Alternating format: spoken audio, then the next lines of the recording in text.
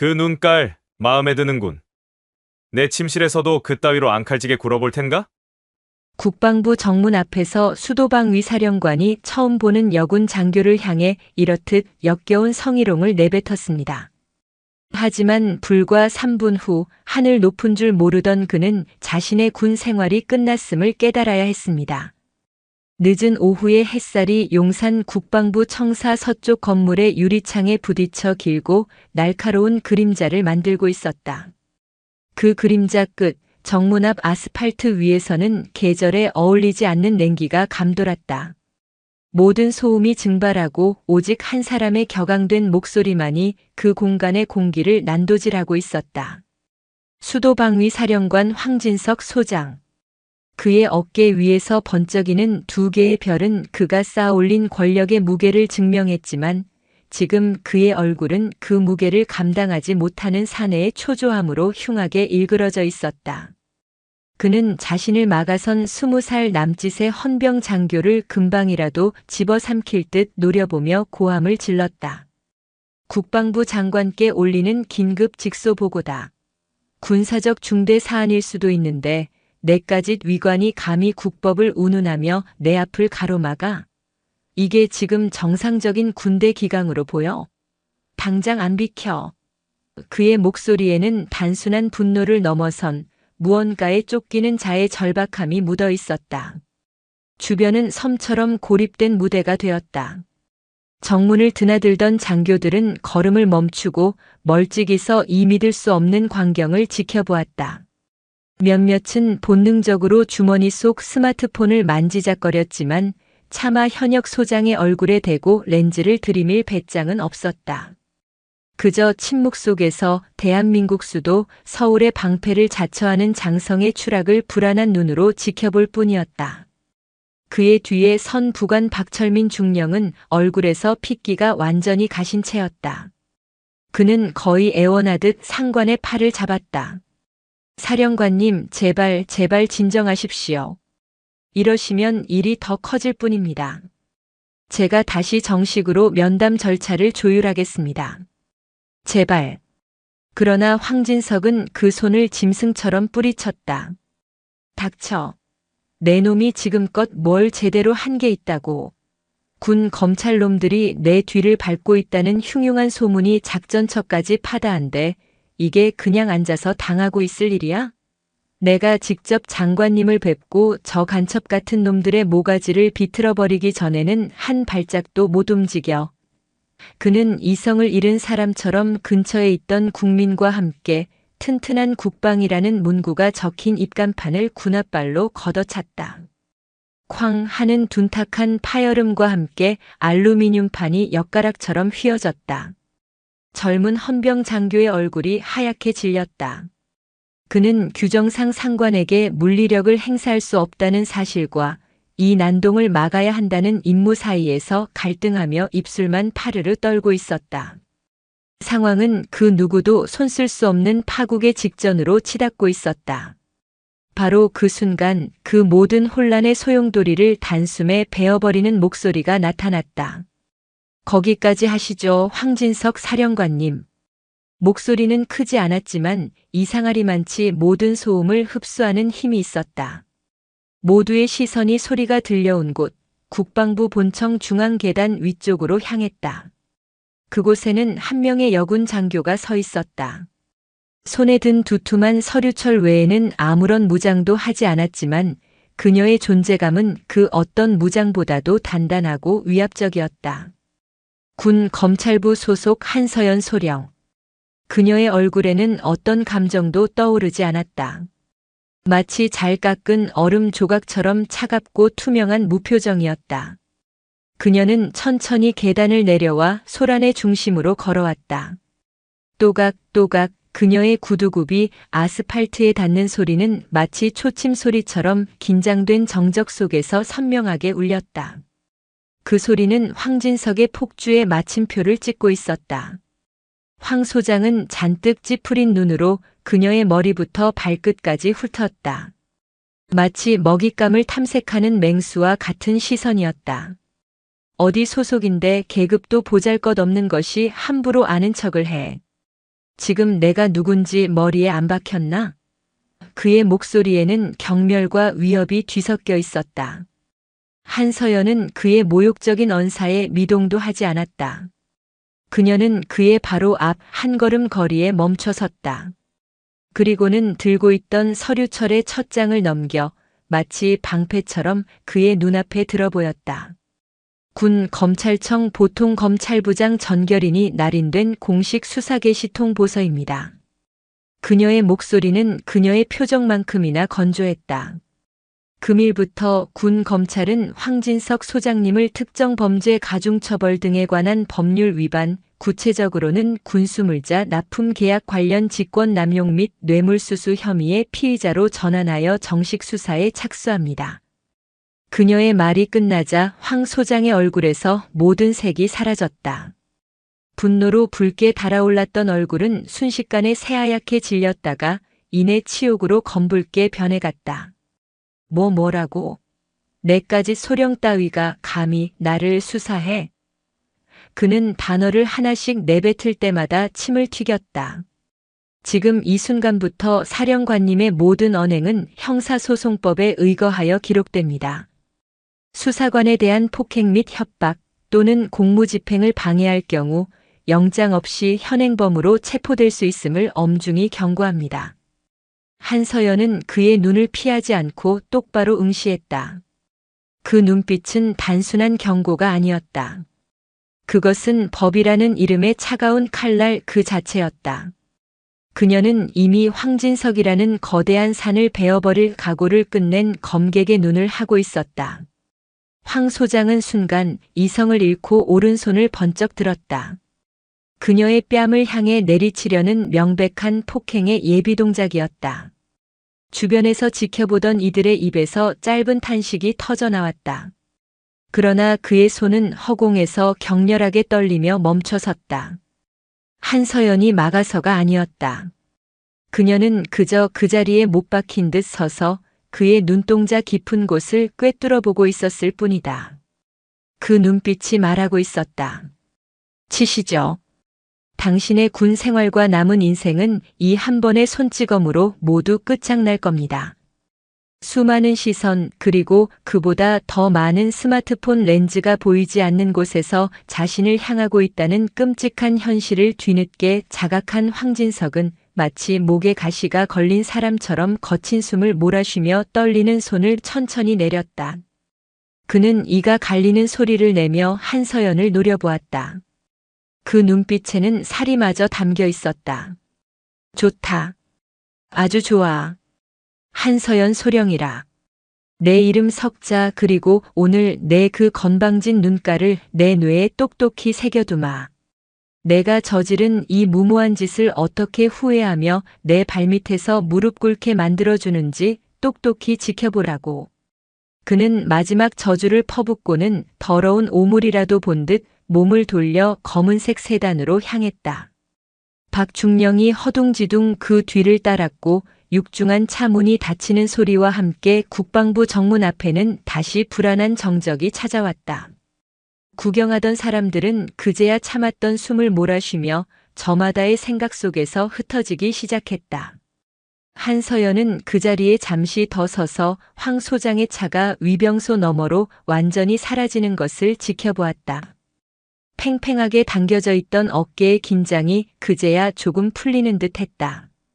그녀의 옆으로 수사관인 김민준 중위가 다가왔다. 그의 이마에는 식은땀이 송골송골 맺혀 있었다. 검사님 정말 괜찮으십니까? 방금은 정말 심장이 멎는 줄 알았습니다. 그의 목소리에는 경외와 두려움이 뒤섞여 있었다. 한서연은 그제야 처음으로 아주 옅은 한숨을 내쉬었다. 폐부 깊숙한 곳부터 차오르는 무거운 공기였다. 괜찮습니다. 사냥개를 풀어놓으려면 주인이 물릴 각오 정도는 해야 하는 법이니까요. 이제 진짜 시작입니다. 그녀가 몸을 돌려 군 검찰청사로 향하는 순간 국방부 건물의 거대한 유리창에 비친 자신의 모습은 더없이 작고 외로워 보였다. 그녀는 지금 대한민국 군이라는 거대한 성벽을 향해 혼자서 돌진하기 시작한 것이다. 그 싸움의 끝이 성벽의 붕괴일지 자신의 파멸일지는 아무도 알 수 없었다. 군 검찰청사 지하 2층에 위치한 특별수사실은 세상의 모든 빛과 소음으로부터 격리된 섬과 같았다. 창문 하나 없는 사방의 벽은 차가운 방음제로 마감되어 있었고 공기 중에는 낡은 서류의 곰팡내와 싸구려 원두커피의 산패한 냄새 그리고 수사관들의 잠 못 드는 밤이 쌓아 올린 피로의 향기가 뒤섞여 있었다. 한서연은 그곳에서 마치 성벽처럼 쌓아 올린 서류 더미에 파묻혀 있었다. 수도방위 사령부에 최근 5년간 집행된 모든 군수물자 관련 계약서철, 예산 지출 결의서, 그리고 익명의 내부 고발자가 우편으로 보내온 단 2장짜리 투서. 그것이 그녀가 가진 무기의 전부였다. 투서의 내용은 구체적이었지만 법정의 증거로 내밀기에는 턱없이 부족했다. 특정 군납업체인 강성 인더스트리가 수방사의 거의 모든 훈련 장비 및 소모품 납품 계약을 기이할 정도로 독점하고 있으면 시장 가격보다 최소 30% 이상 부풀려진 단가로 계약이 체결되고 있다는 것. 그리고 그 차액 중 상당수가 황진석 소장의 개인적인 통제하에 있는 차명 계좌로 흘러들어간다는 의혹이었다.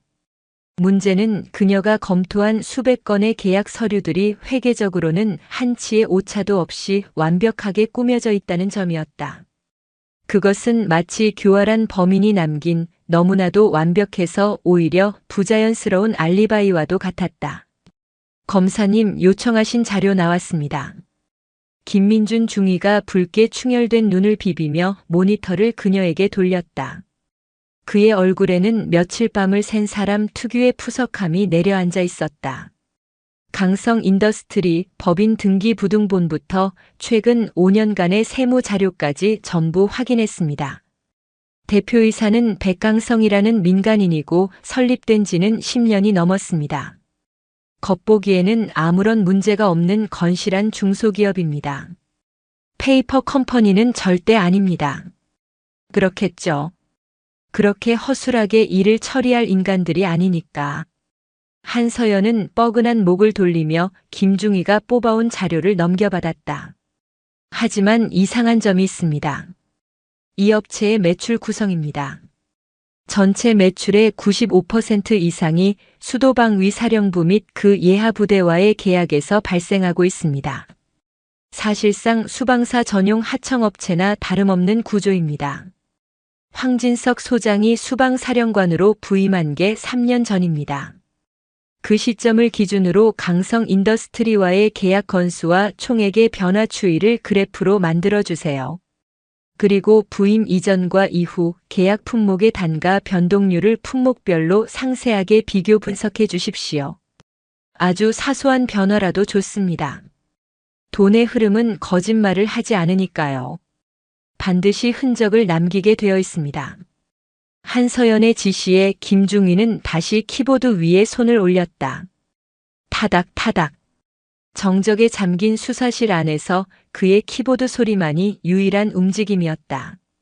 그때 수사실 문이 소리 없이 열리고 한 남자가 그림자처럼 들어섰다. 한서연의 직속 상관이자 그녀를 이 지옥 같은 사건의 한복판으로 밀어넣은 장본인 보통 검찰부장 최정훈 중령이었다. 군법무관 사회에서도 독종이자 이단아로 소문난 그는 웬만한 일에는 눈썹 하나 까딱하지 않는 포커페이스의 대가였다.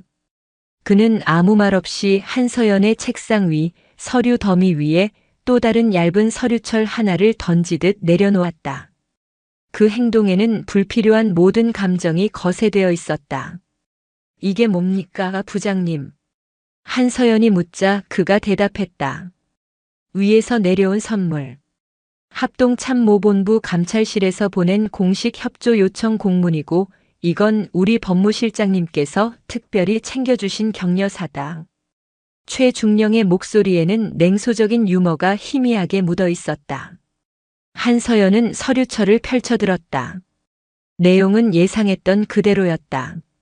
황진석 소장 건은 군의 위신과 사기에 지대한 영향을 미치는 민감한 사안이니 수사 진행 상황을 매일 아침 저녁으로 법무실장에게 직보할 것.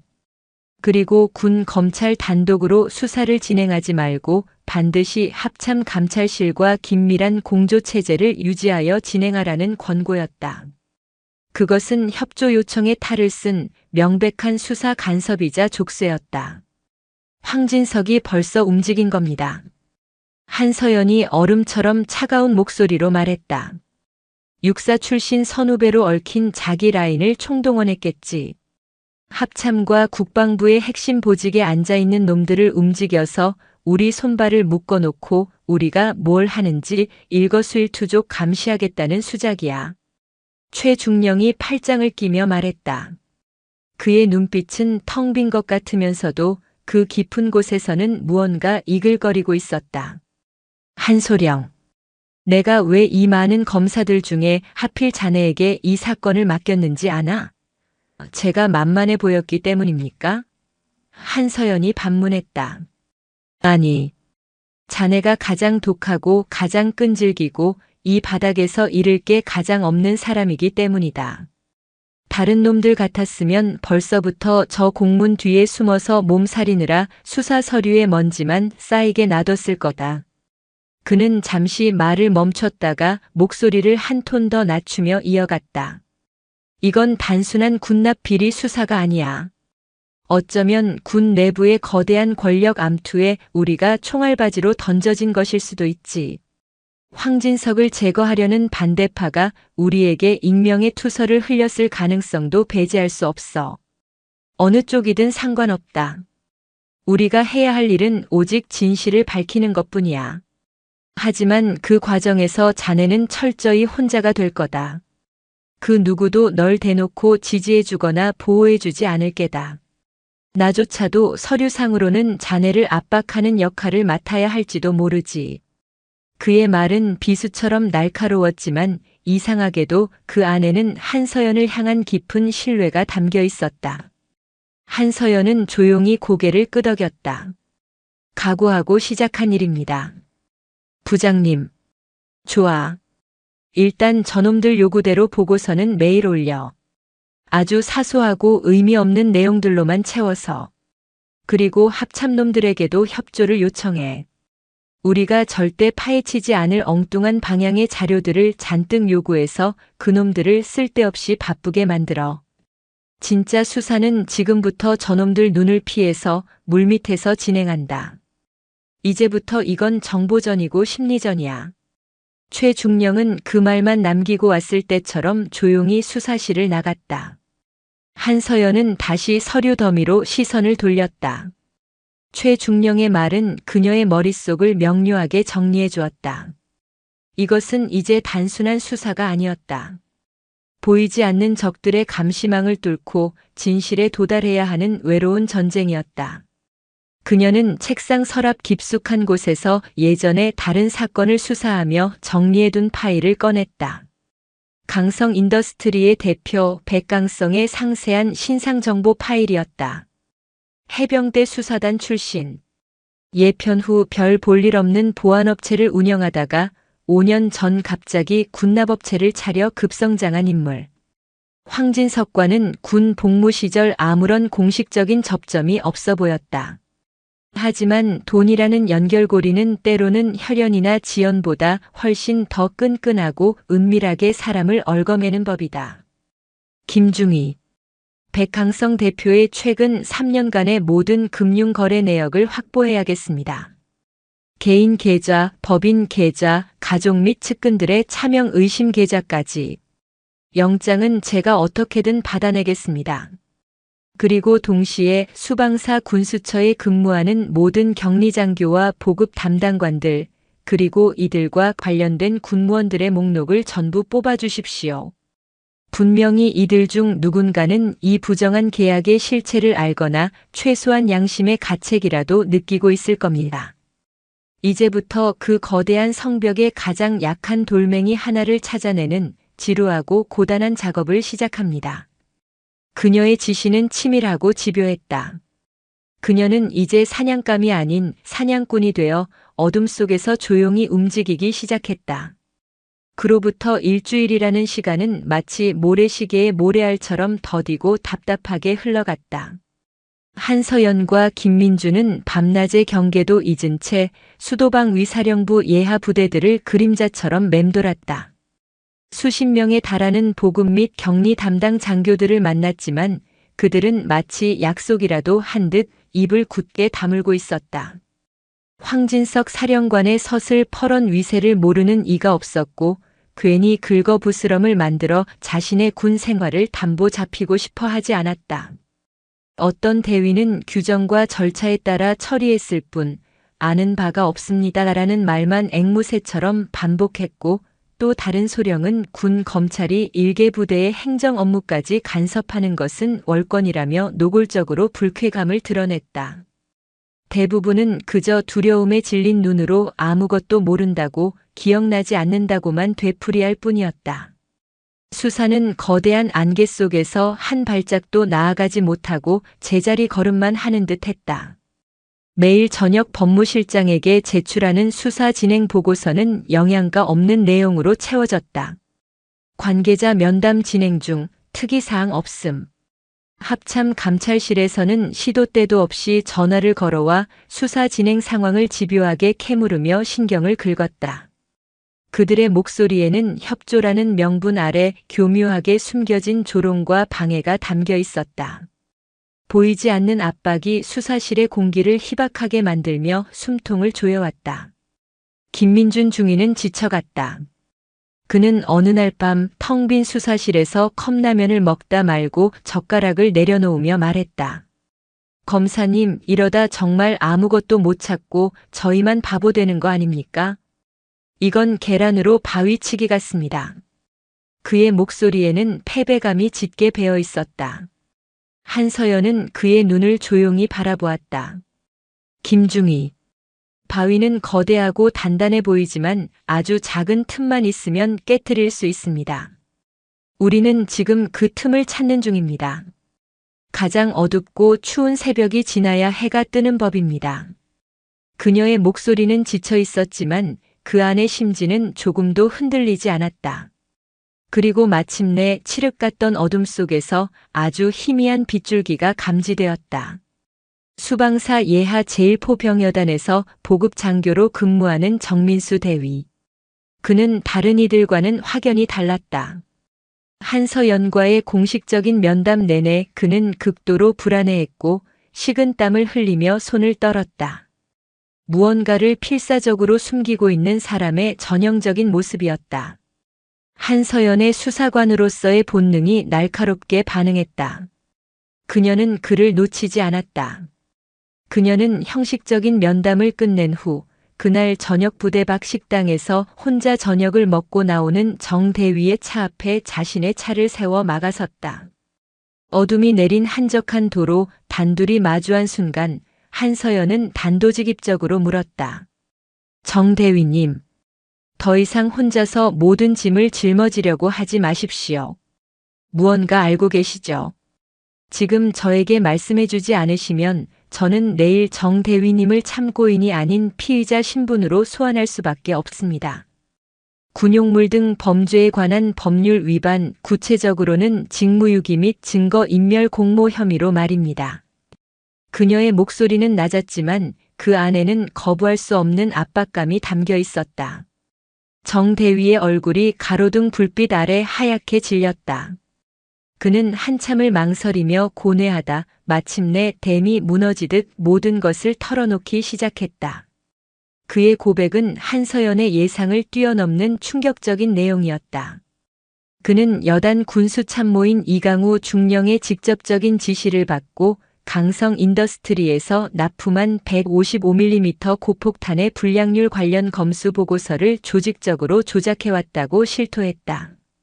강성 인더스트리가 납품한 포탄 중 상당수가 신관 불량이나 추진 장약의 문제로 격발이 되지 않거나 유효 사거리에 턱없이 미치지 못하는 심각한 결함을 안고 있었지만 이강우 중령이 이 모든 것을 정상 제품으로 둔갑시키고 관련 서류를 파기하라고 지시했다는 것이다. 만약 실사격 훈련 중에 이 불량 포탄 중 단 하나라도 포신 안에서 폭발했다면 김민준 중위가 옆에서 경악하며 중얼거렸다. 그 자리에 있던 포반원 전원이 사망했을 겁니다. 한서연의 얼굴이 얼음장처럼 차갑게 굳어졌다. 이것은 단순한 군납 비리를 넘어 최전선에서 복무하는 장병들의 생명을 담보로 한 국가의 안보를 뿌리부터 뒤흔드는 용서받을 수 없는 반역 행위였다. 그 지시를 입증할 증거가 있습니까? 한서연이 날카롭게 물었다. 정대위는 떨리는 손으로 자신의 주머니에서 낡은 USB 하나를 꺼냈다. 그 안에는 이강우 중령이 보고서 조작을 지시하는 내용이 담긴 통화 녹음 파일들과 그가 몰래 빼돌려 스캔해둔 불량 포탄 검수 보고서 원본 파일이 담겨 있었다. 언젠가 이 모든 책임을 저 혼자 뒤집었을지도 모른다는 생각에 제 자신을 지키기 위해서 몰래 준비해 뒀습니다. 그의 목소리는 거의 울먹임에 가까웠다. 마침내 잡은 결정적인 실말이었다. 한서연은 즉시 이강우 중령을 군용물 등 범죄에 관한 법률 위반 혐의로 긴급 체포하기 위한 영장을 청구했다. 하지만 예상했던 대로 군 판사는 영장을 기각했다. 통화 녹음 파일은 불법 감청의 소지가 있고 정대위의 진술만으로는 체포의 시급성을 인정하기 어렵다는 이유였다. 명백한 윗선의 압력이었다. 황진석이 법무 라인에도 이미 손을 써둔 것이 분명했다. 수사는 다시 한번 거대한 벽에 부딪히는 듯 했다. 하지만 한서연은 포기하지 않았다. 영장이 기각된 다음 날 새벽 그녀는 최정훈 부장의 관사를 직접 찾아갔다. 이강우 중령을 지금 당장 잡아들이지 못하면 그들은 증거를 모두 인멸하고 정민수 대위를 회유하거나 협박할 겁니다. 어쩌면 그의 신변이 위험해질 수도 있습니다. 시간이 없습니다, 부장님. 그녀의 목소리에는 절박함과 분노가 뒤섞여 있었다. 최정우는 한참 동안 말이 없었다. 그는 창밖에 짙은 어둠을 바라보며 깊은 생각에 잠겨 있었다. 담배 한 개비를 다 태우고 나서야 그가 입을 열었다. 방법이 하나 있긴 하지. 아주 위험하고 아주 더러운 방법이지만 자네 감당할 수 있겠나? 그날 오전 국방부 기자단에 익명의 이메일 한 통이 도착했다. 수도방위 사령부 예하 포병여단 장병 목숨 담보로 불량 포탄 실전 배치 묵인 의혹이라는 자극적인 제목의 이메일이었다. 메일에는 정 대위가 제공한 통화 녹음 파일과 불량 포탄 보고서 원본 파일이 첨부되어 있었다. 이메일은 순식간에 언론계에 퍼져나갔고 1시간도 채 되지 않아 인터넷 뉴스 속보로 기사가 터져나왔다. 여론은 들불처럼 번져나갔다. 국방부와 수방사는 발칵 뒤집혔다. 황진석은 길길이 날뛰며 정보 유출자를 색출하라고 명령했고 이강우 중령은 연락을 끊고 잠적해버렸다. 누가 한 짓입니까, 검사님? 김중희가 조심스럽게 물었다. 한서연은 대답하지 않았다. 그녀는 그저 모니터에 떠있는 수많은 분노의 댓글들을 무표정한 얼굴로 바라보고 있었다. 최정훈이 말한 더러운 방법이란 바로 이것이었다. 정상적인 절차로는 거대한 성벽을 무너뜨릴 수 없으니 성벽 아래에 다이너마이트를 설치해 강제로 폭파시켜버리는 전략이었다. 이 방법은 효과적이었지만 동시에 위험천만했다. 군 기밀 유출 및 명예 실추라는 비난과 함께 정보를 유출한 범인으로 지목될 경우 모든 책임을 뒤집어쓰고 군복을 벗어야 할 수도 있는 양날의 검이었다. 이제 주사위는 던져졌다. 걷잡을 수 없이 커진 여론에 떠밀린 국방부는 마지못해 합동조사단을 꾸리겠다고 발표했고 군 검찰은 여론의 압박에 힘입어 마침내 이강우 중령에 대한 체포영장을 발부받을 수 있었다. 한서연은 이제 더 이상 물러설 곳이 없었다. 잠적했던 이강우 중령은 이틀 만에 강원도 인제의 한 외딴 펜션에서 검거되었다. 그는 민간인 여성과 함께 있다가 들이닥친 군사 경찰들에게 저항 한 번 못하고 무기력하게 체포되었다. 군 검찰청사로 압송되는 내내 그는 나는 억울하다, 함정에 빠졌다고 소리치며 묵비권을 행사했다. 그의 저항은 완강했지만 한서연은 그를 무너뜨릴 준비가 되어 있었다. 그녀는 그를 조사실에 앉혀놓고 어떠한 신문도 하지 않았다.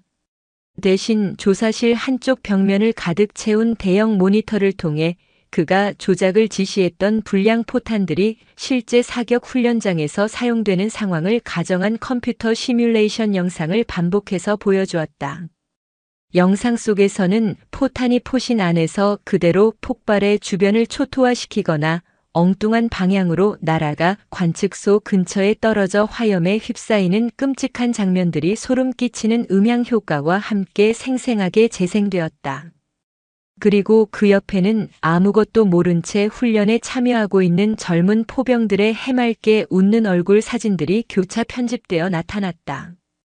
그들의 군복에는 부모님의 이름과 애인의 이니셜이 정성스럽게 수놓아져 있었다.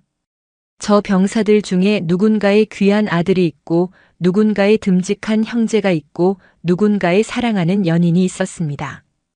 만약 저 불량 포탄 중 단 하나라도 실제로 폭발했다면 당신은 지금 이 자리에서 단순한 비리 공범으로 조사를 받는 것이 아니라 수많은 젊은이들의 목숨을 앗아간 살인마로 재판을 받게 되었을 겁니다. 당신의 가족들은 평생 살인자의 가족이라는 꼬리표를 달고 살아가야 했을 거고요. 한서연의 목소리가 얼음처럼 차갑게 조사실의 공기를 갈랐다. 이강우 중령의 얼굴이 하얗게 질려갔다. 그는 자신의 눈을 가리려 했지만 끔찍한 영상은 그의 뇌리에서 떠나지 않았다. 그는 결국 오열하며 무너졌다. 그의 자백은 마치 터져나온 댐처럼 그동안 감춰져 있던 모든 추악한 진실들을 쏟아내기 시작했다. 모든 것은 황진석 소장의 직접적인 지시였다. 황진석은 강성 인더스트리의 대표 백강성으로부터 매달 5천만 원의 상납금을 현금으로 받아왔고 그 대가로 불량률이 얼마나 높든 무조건 검수를 통과시키라고 지시했다는 것이다. 돈의 일부는 황진석이 개인적인 호화 생활에 사용했고 나머지는 정기적으로 서류 가방에 담겨 누군가에게 상납되었다고 했다. 그 누군가가 누구입니까? 정확한 이름과 직책을 말하십시오. 한서연이 날카롭게 추궁했다. 이강우 중령은 잠시 망설이다가 모든 것을 포기한 사람처럼 거의 기어들어가는 목소리로 그 이름을 내뱉었다. 합동참모본부 군수본부장 이진섭 중장님이십니다. 마침내 거대한 부패의 몸통, 그 정점이 드러나는 순간이었다. 이진섭 중장. 육사 출신의 최고 엘리트 코스를 밟아온 군내에서도 손꼽히는 실세이자 차기 합참의장 후보로까지 거론되는 거물 중의 거물. 황진석은 그의 충실한 자금책이자 방패막이었고 강성 인더스트리는 그들의 거대한 부패 커넥션을 유지하기 위한 현금 인출기에 불과했던 것이다. 이강우 중령의 자백 진술서를 확보한 한서연은 곧바로 이진섭 중장에 대한 수사 착수를 상부에 보고했다. 하지만 돌아온 것은 예상했던 대로, 아니 예상보다 훨씬 더 차갑고 단호한 거절이었다. 법무실장은 그녀를 자신의 사무실로 호출해 증거가 부족하다. 일개 중령의 진술만으로 현역 삼성 장군을 용의자로 특정하는 것은 군의 근간을 흔드는 위험천만한 발상이다라며 수사 확대 불가를 통보했다. 심지어 그녀의 유일한 버팀목이라 생각했던 최정훈 부장마저 그녀를 따로 불러 조용히 만류했다. 한소령. 이쯤에서 멈추는 게 어떻겠나. 이진섭은 우리가 감당할 수 있는 상대가 아니야. 저 사람은 군을 넘어 청와대와 국회에도 끈이 닿아 있는 괴물이야. 황진석 선에서 마무리하는 게 자네의 남은 군 생활을 위해서도 좋을 거다. 그의 목소리에는 진심 어린 걱정이 담겨 있었다. 하지만 한서연은 물러설 생각이 없었다. 그녀는 이미 돌아올 수 없는 강을 건넜고 수많은 병사들의 목숨을 담보로 자신의 배를 채운 괴물들을 용서할 수 없었다. 그녀는 최정훈의 눈을 똑바로 바라보며 단호하게 말했다. 부장님께서 여기서 멈추신다면 저 혼자라도 가겠습니다. 이 수사를 덮는 것은 저들의 범죄를 묵인하는 것과 같습니다. 그것은 검사로서의 제 양심이 허락하지 않습니다. 그녀의 결연한 의지에 최정우는 더 이상 아무 말도 하지 못했다. 그는 그저 깊은 한숨과 함께 자네가 정 그렇다면 내가 막을 수는 없겠지. 대신 무슨 일이 생겨도 절대 혼자서 모든 걸 뒤집어 쓰려고 하지는 마라. 그건 약속해. 라는 말만 남겼다. 공식적인 수사 라인이 완전히 막히자 한서연은 다시 한번 정면 돌파를 선택했다. 그녀는 이 거대한 비리 구조의 시작점이자 핵심적인 키를 쥐고 있는 인물, 강성 인더스트리의 대표 백강성을 직접 겨냥하기로 했다.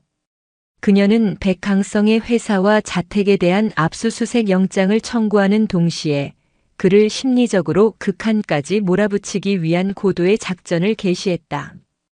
김민준 중위를 시켜 백강성의 운전기사나 회사 격리 여직원 등 주변 인물들을 비공식적으로 접촉해 탐문하게 하고 그가 자주 가는 고급 골프장이나 룸살롱 주변에서 의도적으로 모습을 노출하며 그를 24시간 감시하고 있다는 인상을 끊임없이 심어주었다.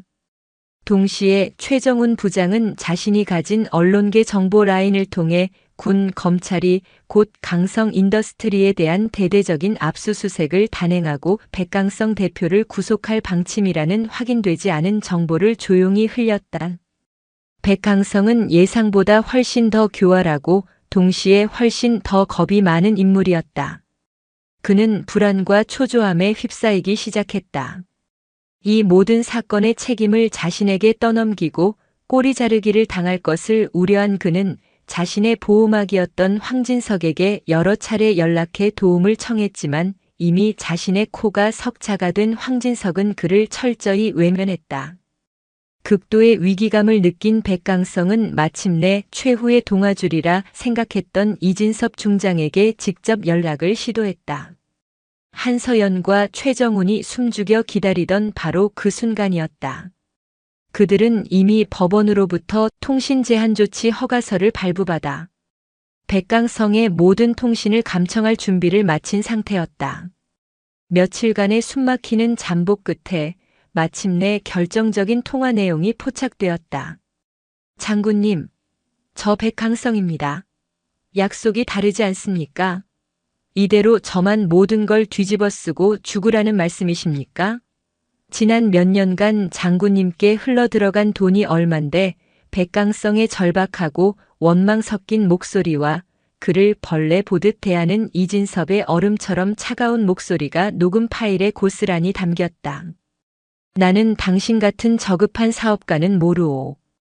괜한 소리로 내 이름을 더럽혔다간 무고죄로 먼저 콩밥을 먹게 될 줄 아시오. 이 통화는 이진섭이 이번 사건의 정점에 있는 배후임을 스스로 인정하는 그 무엇으로도 빠져나갈 수 없는 명백한 증거였다. 한서연은 녹음된 내용을 확인하며 조용히 주먹을 쥐었다. 이제 괴물 사냥의 마지막 단계가 시작될 것이었다. 결정적인 증거, 즉 이진섭 중장의 목소리가 담긴 녹음 파일을 손에 쥔 한서연은 더 이상 단 한순간도 망설이지 않았다. 그녀는 상부의 모든 지시와 회유, 압박을 정면으로 무시하고 합동참모본부 군수본부장 이진섭 중장을 피의자 신분으로 정식 소환하겠다는 통보서를 합참에 발송했다. 군 검찰 역사상, 아니 대한민국군 역사상 전례를 찾아보기 힘든 초유의 사태였다. 일개 소령 계급의 검사가 현역 삼성 장군이자 군부 내 최고 실세 중 한 명을 공개적으로 소환 통보한 것이다. 군은 그야말로 발칵 뒤집혔다. 법무실장은 그녀를 자신의 사무실로 호출해 책상을 주먹으로 내리치며 당신 지금 제정신이야? 이건 하극상을 넘어 군 전체의 지휘 체계를 무너뜨리는 반역 행위나 다름없어. 당장 그만두지 못해.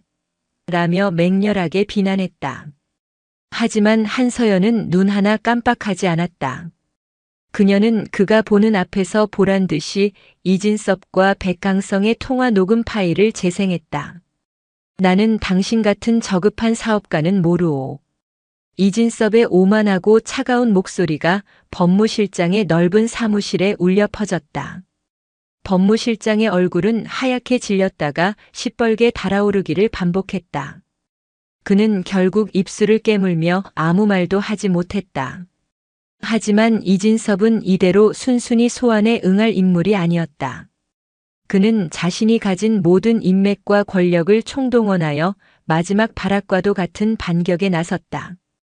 국방부 장관에게 직접 연락해 군 검찰의 일부 좌파 세력이 군을 흔들기 위해 무리한 수사를 벌이고 있다며 한서연을 막아달라고 요청했고, 여당의 국방위원회 소속 의원들에게도 손을 뻗어 군 검찰의 무리한 수사를 비판하는 성명서를 내도록 사주했다.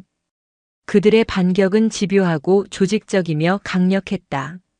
며칠 후 한서연의 책상 위에는 그녀의 의사와는 상관없이 발령된 인사명령장이 날아왔다. 동해안의 한적한 해안경비여단 법무참모. 사실상 수사 업무와는 완전히 격리된 한직으로의 좌천이었다. 현재 진행 중인 수사를 강제로 중단시키고 그녀를 사건에서 완전히 떼어내려는 비열하고 치졸한 수법이었다. 발령일까지 남은 시간은 단 일주일. 그 일주일 안에 모든 것을 끝내야만 했다.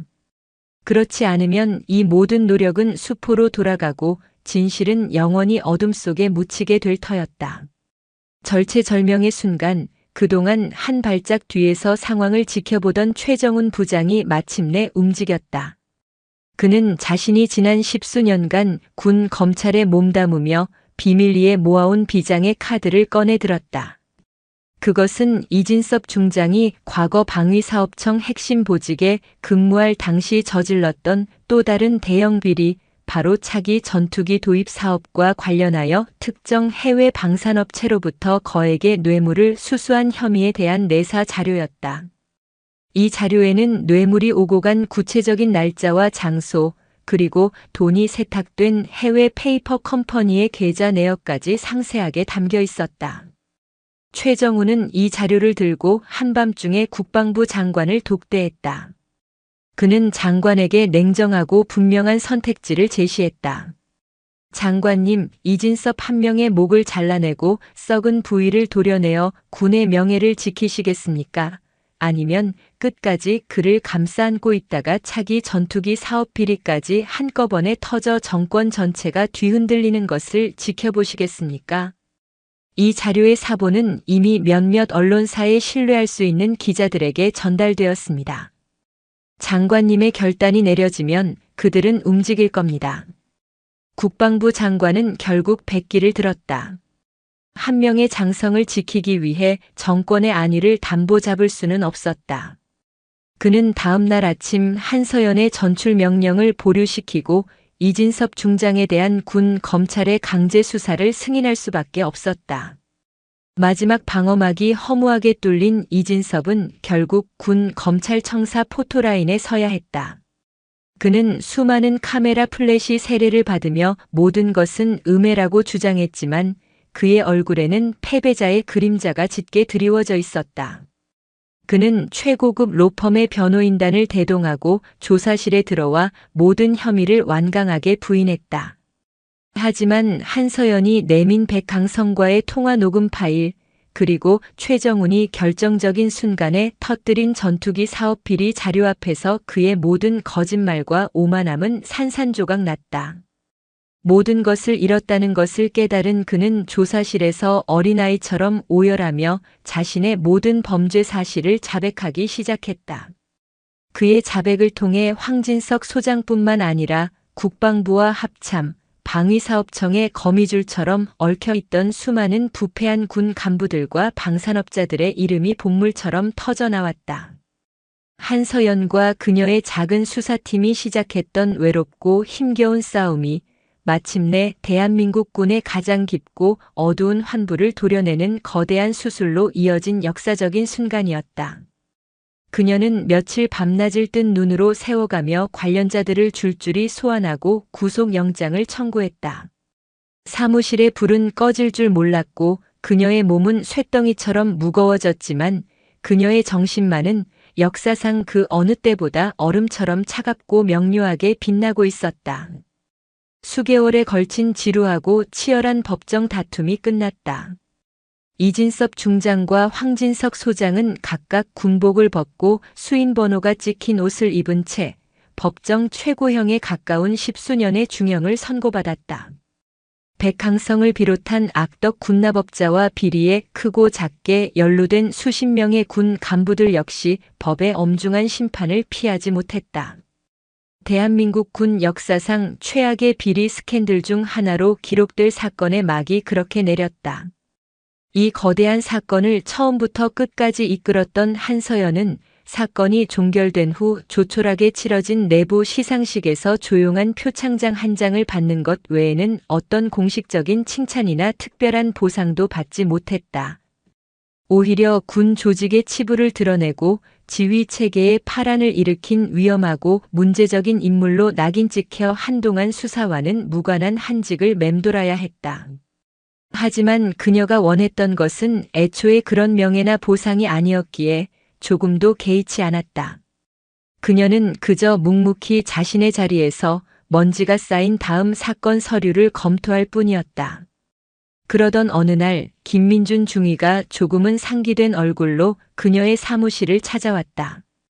그의 손에는 꼬깃꼬깃한 편지 봉투 하나가 들려 있었다. 검사님, 혹시 얼마 전 불량 포탄 사건의 최초 제보자였던 정민수 대위님, 그리고 그 사건으로 다칠 뻔했던 포병여단의 그 병사 기억하십니까? 그 친구와 어머님께서 감찰실을 통해 검사님께 꼭 전해달라며 보내신 편지입니다. 한서연은 조심스럽게 봉투를 열었다.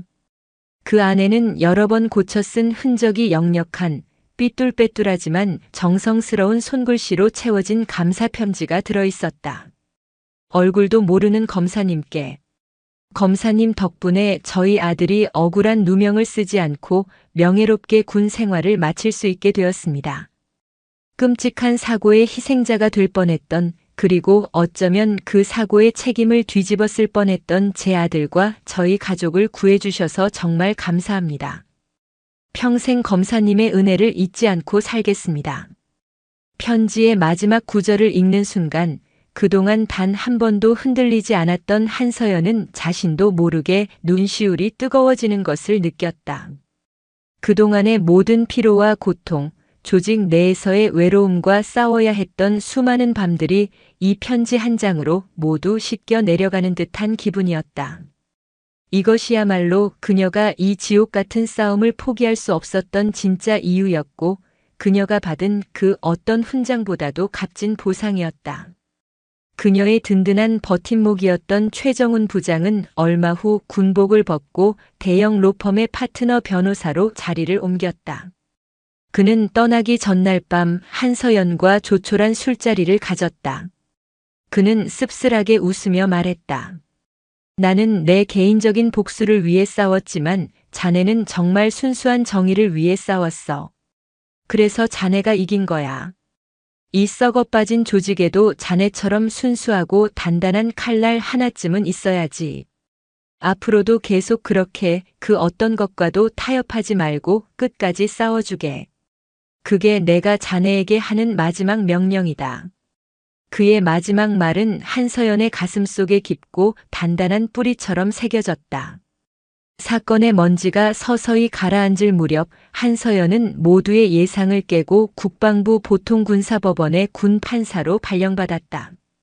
범죄를 파헤치고 기소하던 검사의 자리에서 이제는 법대 가장 높은 곳에 앉아 피고인들의 죄를 심판하는 자리로 옮겨간 것이다. 그녀는 그곳에서 이전보다 더 엄격하고 더 공정하며 더 차가운 법의 저울을 다루었다. 그녀가 재판석에 앉아있는 한 그 어떤 권력이나 외압도 감히 신성한 법의 존엄성을 침범할 수 없었다. 그녀는 군의 가장 어둡고 낮은 곳에서 피 튀기며 싸웠고 이제 가장 높고 엄정한 곳에서 정의를 지키는 최후의 파수꾼이 된 것이다. 그녀의 싸움은 끝나지 않았다.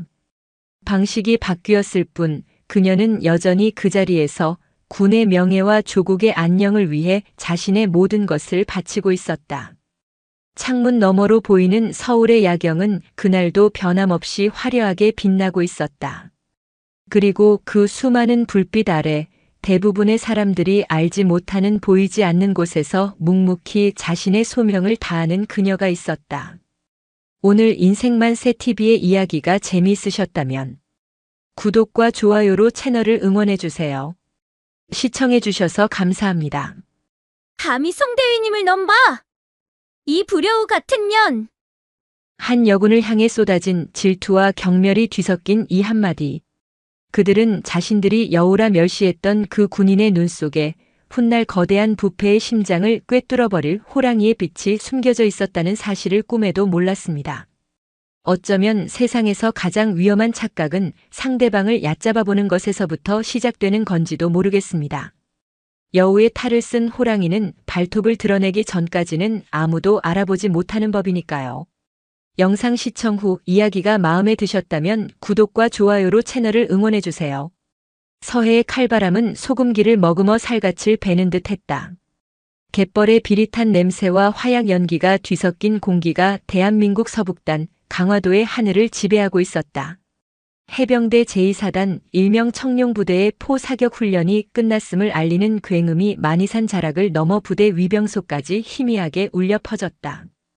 그 진동이 채 가라앉기도 전 낡은 시외버스 한 대가 흙먼지를 일으키며 위병소 앞에 섰다. 버스에서 내린 것은 거대한 전투배낭을 짊어진 한 여성이었다. 그녀의 전투복 왼쪽 가슴팍에는 윤하정이라는 세 글자가 파란 실로 선명하게 새겨져 있었다. 어깨에 막 새로 단 하사 계급장의 다이아몬드 한 개가 흐린 하늘 아래서도 유독 차갑게 빛났다. 이곳 대한민국 1%만이 될 수 있다는 해병대, 그 중에서도 인간의 한계를 시험하는 지옥의 정의 수색대대. 그녀가 스스로 선택한 고난이자 반드시 넘어야 할 거대한 산이었다. 그녀는 위병소를 통과해 막사로 향했다. 연병장을 가로지르는 내내 사방에서 날아와 꽂히는 시선들은 칼날처럼 날카로웠다.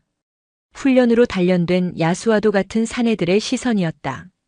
그들의 눈에는 단순한 호기심 이상의 것, 마치 자신들의 영역을 침범한 이방인을 향한 동물적인 경계심과 은근한 무시가 뒤섞여 있었다. 윤하정은 그 시선들을 꿋꿋이 정면으로 받아내며 걸음을 옮겼다. 주눅드는 순간 모든 것이 끝장이라는 것을 본능적으로 알고 있었다. 해병대 수색대는 괴물들이 사는 곳이야. 특히 여군에겐 지옥 그 자체일 거라고. 입대 전 특전사 중사로 전역한 오빠가 걱정스럽게 던졌던 말이 귓가에 맴돌았다. 오빠는 언제나 그녀의 하늘이자 동시에 그녀를 가두는 거대한 그늘이었다. 군인의 길을 걷겠다고 했을 때 모두가 오빠의 후광을 이야기했다. 그 칭찬 아닌 칭찬들이 그녀의 자존심을 좀먹었다. 그래서 그녀는 육군이 아닌 해병대를, 그 중에서도 가장 혹독하다는 수색대를 지원했다. 송민준 대위의 동생이 아닌 해병대 하사 윤하정이라는 이름 석자로 온전히 서고 싶었다. 그때였다. 분주하던 막사 앞에 모든 소음이 순간 멎는 듯 했다. 한 여군이 그림자처럼 그녀의 앞을 막아섰다. 170cm는 좋게 넘어 보이는 큰 키, 군더더기 없이 다져진 단단한 체구, 그리고 모든 감정이 거세된 듯한 얼음장 같은 눈빛. 수색대대의 몇 안 되는 여군 선임 부사관이자 한 번 목표로 삼은 부대원은 그게 무엇이든 끝까지 물고 늘어져 기어코 바꿔놓는다 하여 안표범이라 불리는 강서영 중사였다. 신임 하사인가. 목소리마저 차가웠다. 강 중사는 하정의 머리부터 전투와 끝까지 마치 부품을 검수하듯 훑어내렸다. 그 시선에는 아주 희미한 그러나 분명한 경멸의 빛이 서려 있었다. 필승. 금일부로 전입을 명받은 하사 윤하정입니다. 강서영 중사님께 전입 신고합니다. 하정은 온몸의 뼈가 제자리를 찾는다는 느낌으로 각 잡힌 경례를 붙였다. 강 중사는 턱짓으로 경례를 받는 둥 마는 둥 하더니 나직하지만 날카로운 목소리로 말했다. 이름이 윤하정이라. 어디서 들어본 것 같기도 하고. 그녀는 하정의 어깨에 넘어 막사에서 걸어 나오는 한 남자를 향해 시선을 던지며 말을 이었다. 여긴 내가 TV에서 보던 그런 낭만적인 드라마 세트장이 아니다. 알량한 각오 따위로 버틸 수 있는 곳이 아니란 말이다. 특히 너처럼 가냘픈 계집애에겐 어떤 훈련이든 이겨낼 자신 있습니다. 하정의 단호한 대답에 강 중사의 입꼬리가 비웃음으로 살짝 올라갔다. 자신감? 웃기지 마. 그딴 건 첫날 밤 구보에 개나 줘버리게 될 테니까. 버티지 못할 것 같으면 지금이라도 짐 싸. 괜히 부대 전체에 민폐 끼치면서 망신당하지 말고. 그 냉혹한 대화에 쩌렁쩌렁한 목소리가 끼어들었다. 강 중사. 신임 하사 그만 괴롭히고 낯선 환경에 적응할 수 있도록 잘 챙겨줘. 중대장 송민준 대위. 하정의 친오빠였다. 훤칠한 키와 태평양처럼 넓은 어깨, 부드러운 눈빛 속에 숨겨진 강인함. 그는 부대원들의 절대적인 신망을 받는 지휘관이었다. 송 대위의 등장에 강 중사의 얼음장 같던 표정이 찰나에 녹아내리는 것을 하정은 똑똑히 보았다. 존경과 선망 그리고 애써 감추려 하지만 숨길 수 없는 여인의 감정이 담긴 눈빛. 그 미묘한 변화는 하정의 심장을 서늘하게 만들었다. 송 대위는 하정을 향해 공적인 거리를 유지하며 말했다.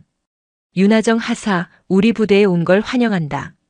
나는 중대장 송민준 대위다. 이곳에 온 이상 남자와 여자의 구분은 없다. 오직 해병만 있을 뿐. 어떤 어려움이 닥치더라도 해병대 정신으로 이겨내길 바란다. 필승.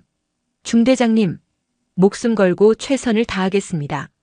하정은 일부러 더 큰 목소리로 외쳤다. 오빠와 무관한 오직 군인 대 군인으로서의 충성을 증명하고 싶었다. 하지만 그 모습이 강서영 중사의 눈에는 다르게 비쳤다. 유능한 지휘관 앞에서 잘 보이고 싶어 안달이 난 어리고 발칙한 암코양이의 아양처럼 보였을 뿐이다. 송 대위가 지나간 후 강 중사는 하정의 귓가에 거의 속삭이듯 그러나 뱀의 독처럼 차가운 한마디를 뱉고 돌아섰다. 명심해.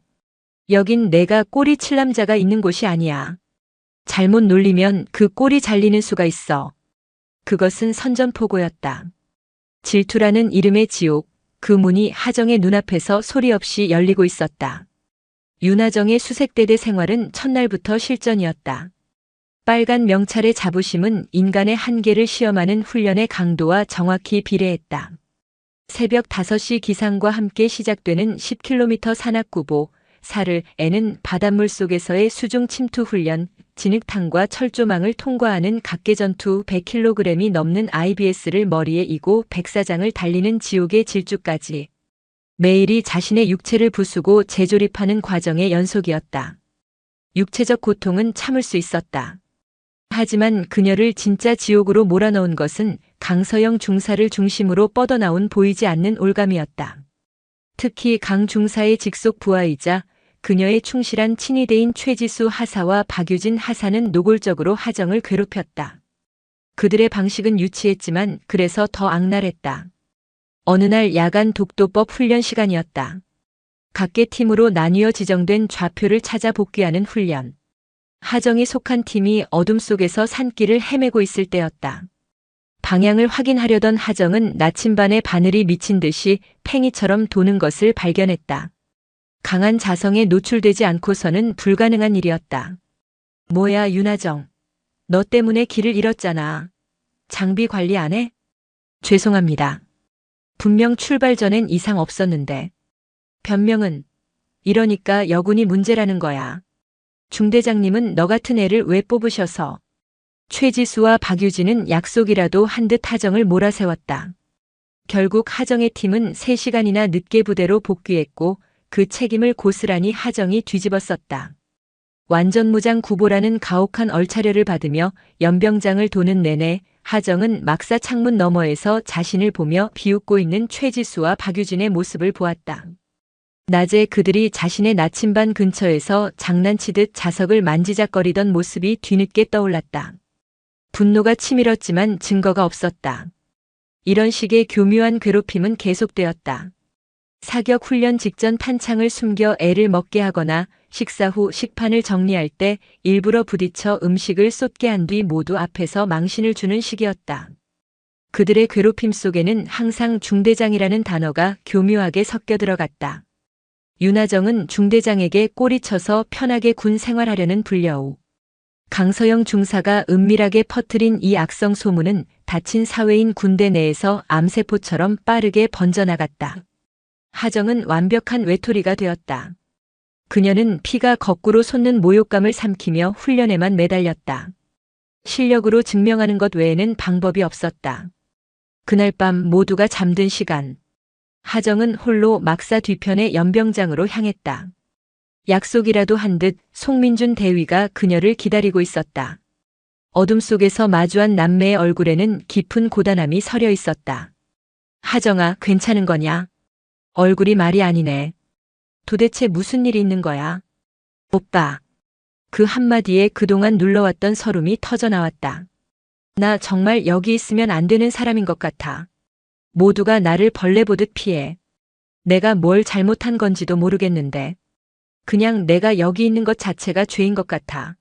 내가 정말 이 부대에 민폐만 끼치는 암적인 존재가 된 것 같아. 가늘게 떨리는 동생의 목소리에 송 대위의 가슴이 찢어지는 듯 했다. 그는 동생의 어깨를 가만히 다독였다. 아니야. 넌 누구보다 잘 해내고 있어. 처음부터 괴물인 사람은 없어. 다들 이 과정을 거쳐서 진짜 해병이 되는 거야. 중요한 건 포기하지 않는 마음. 해병은 포기라는 단어를 배우지 않아. 그리고 다른 사람들 시선 같은 거 너무 신경 쓰지 마. 진실은 언젠가 반드시 밝혀지게 되어 있어. 세상에서 가장 따뜻한 위로의 말이었다. 하지만 그들의 은밀한 만남은 또 다른 재앙의 불씨가 되고 있었다. 나무 그림자 뒤 칠흑 같은 어둠 속에서 그 모습을 지켜보던 강서영 중사의 두 눈은 질투와 증오로 시뻘겋게 이글거리고 있었다. 그녀에게 두 사람의 다정한 모습은 군기를 문란하게 하는 역겨운 밀회, 그 이상도 이하도 아니었다. 감히 신성한 군대에서, 그것도 내 눈앞에서 저 어린 것이 송 대위님을. 용서할 수 없어. 내 손으로 직접 지옥이 무엇인지 보여주겠어. 그녀의 입가에 섬뜩하고 잔인한 미소가 걸렸다. 하정을 영원히 이 지옥에서 추방시켜버릴 완벽한 계획이 그녀의 머릿속에서 완성되고 있었다. 며칠 뒤 부대 전체가 참여하는 강화도 클린데이 환경 정화 및 식목 행사가 열렸다. 훈련에서 잠시 벗어나 흙을 만지는 평화로운 시간이었지만 하정에게는 거대한 폭풍의 전조가 다가오고 있었다. 강서영 중사의 치밀한 사주를 받은 최지수와 박유진 하사는 가면을 쓴 채 하정에게 교묘하게 접근했다. 윤 하사, 그동안 우리가 좀 심했지? 미안해. 사실 우리도 너한테 적응할 시간이 필요했나 봐. 우리 화해하자. 네. 저쪽 언덕배기에 나무 심을 명당 자리가 있다던데 우리끼리 가서 나무 몇 그루 더 심고 올까? 중대장님께 점수도 좀 따고 어때? 평소와는 180도 다른 과도한 친절함에 하정은 잠시 의아했다. 하지만 꽁꽁 얼어붙었던 동료들과의 관계를 개선할 수 있는 마지막 기회일지도 모른다는 생각에 그녀는 경계심을 풀고 그들의 제안을 받아들였다. 별다른 의심 없이 그들을 따라 나선 곳은 다른 부대원들의 시선이 전혀 닿지 않는 외진 언덕 너머에 버려진 공터였다. 사방은 고요했고 들리는 것은 바람 소리뿐이었다. 여기가 좋겠네. 자, 윤하사. 내가 힘 좀 써봐. 구덩이를 아주 깊게, 아주 깊게 파야 나무가 뿌리를 잘 내리지. 안 그래? 최지수 하사의 비아냥거림이 섞인 말에 하정은 묵묵히 삽을 들고 땅을 파기 시작했다.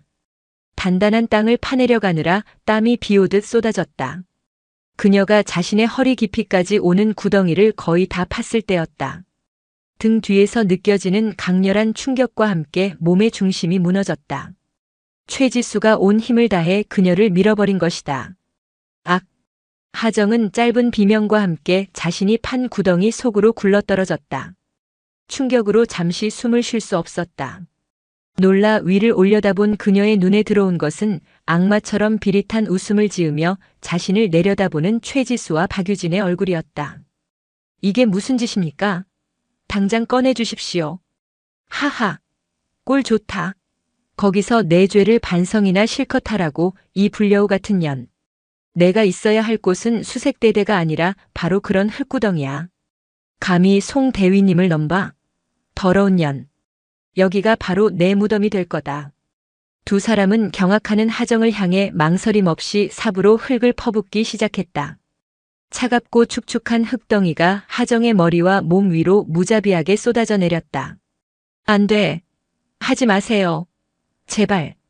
하정은 필사적으로 저항하며 빠져나가려 했지만 좁은 구덩이 속에서 그녀가 할 수 있는 것은 없었다. 흙은 순식간에 그녀의 발목과 무릎을 뒤덮었고 쏟아지는 흙의 무게에 몸을 가누기조차 힘들어졌다. 살려주세요. 읍. 하정의 절규는 쏟아지는 흙더미에 막혀 힘없이 흩어졌다. 퀴퀴한 흙냄새가 코를 찔렀다. 지독한 공포가 온몸을 잠식했다. 죽음의 그림자가 그녀를 서서히 덮쳐왔다. 시야가 점점 어두워지고 폐 속의 공기가 바닥나며 숨이 막혀왔다. 의식이 희미해져가는 바로 그 순간 그녀의 귓가에 희미하게 들려오는 목소리가 있었다. 그것은 절망의 끝에서 지옥의 문턱에서 들려온 기적 같은 구원의 목소리였다. 하정아, 윤하정, 어디 있어? 행사장을 둘러보던 송민준 대위는 하정이 보이지 않자 불길한 예감에 사로잡혔다. 그는 무전으로 몇 번이나 하정을 호출했지만 돌아오는 것은 섬뜩한 침묵뿐이었다. 그는 직감적으로 강서영 중사 무리를 떠올렸다. 그리고 그들이 향했을 법한 외진 곳으로 미친 듯이 달려갔다. 그리고 마침내 언덕 너머에서 두 명의 하사가 삽으로 무언가를 묻고 있는 인간으로서 상상할 수 없는 끔찍한 광경을 목격했다. 멈춰. 이 악마 같은 년들. 당장 멈추지 못해. 송 대위의 분노에 찬 고함에 최지수와 박유진은 화들짝 놀라 삽을 떨어뜨렸다. 송 대위는 한치의 망설임도 없이 구덩이 속으로 뛰어들었다. 그는 짐승처럼 울부짖으며 맨손으로 흙을 파헤쳐 거의 의식을 잃은 채 묻혀있던 하정을 끌어안았다. 흙투성이가 된 동생의 얼굴은 시체처럼 창백하게 질려 있었다. 하정아, 정신 차려. 제발. 오빠가 왔어. 하정아. 송 대위의 절박한 외침에 하정은 가늘게 눈을 떴다. 그녀의 눈에서 뜨거운 눈물이 핏물처럼 흘러내렸다. 오빠. 그 한마디를 끝으로 하정은 완전히 정신을 잃었다.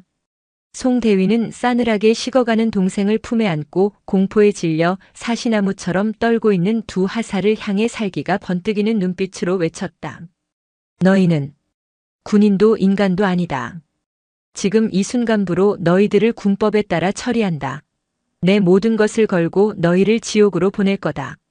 사건의 전말은 곧바로 밝혀졌다.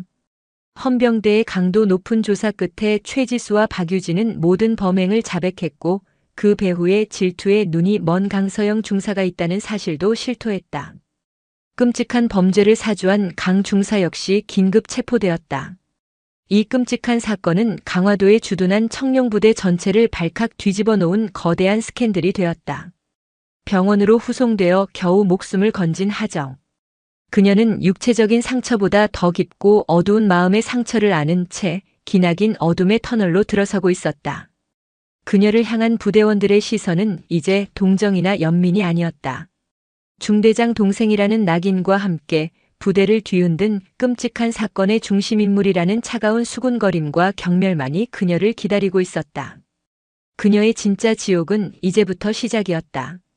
끔찍했던 생매장 사건의 파문은 거셌지만 그 끝은 허무했다. 주범인 강서영 중사와 공범 최지수, 박유진 하사는 군사재판에 넘겨져 불명예 제대라는 그들의 죄질에 비하면 터무니없이 가벼운 처벌을 받고 군을 떠났다. 마치 보이지 않는 거대한 손이 사건의 파장을 최소화하려는 듯 모든 것이 신속하고 조용하게 마무리되었다. 윤하정 하사는 며칠간의 병원 치료 끝에 부대로 복귀했다. 그녀의 몸에 남은 상처는 시간이 지나며 옅어졌지만 중대장 동생, 부대를 뒤흔든 문제아라는 주홍글씨는 지워지지 않는 화상 자국처럼 그녀의 남은 군 생활을 지독하게 옥죄기 시작했다. 복귀 첫날 하정이 막사로 들어서는 순간 시끄럽던 내무반의 모든 소음이 거짓말처럼 멎었다.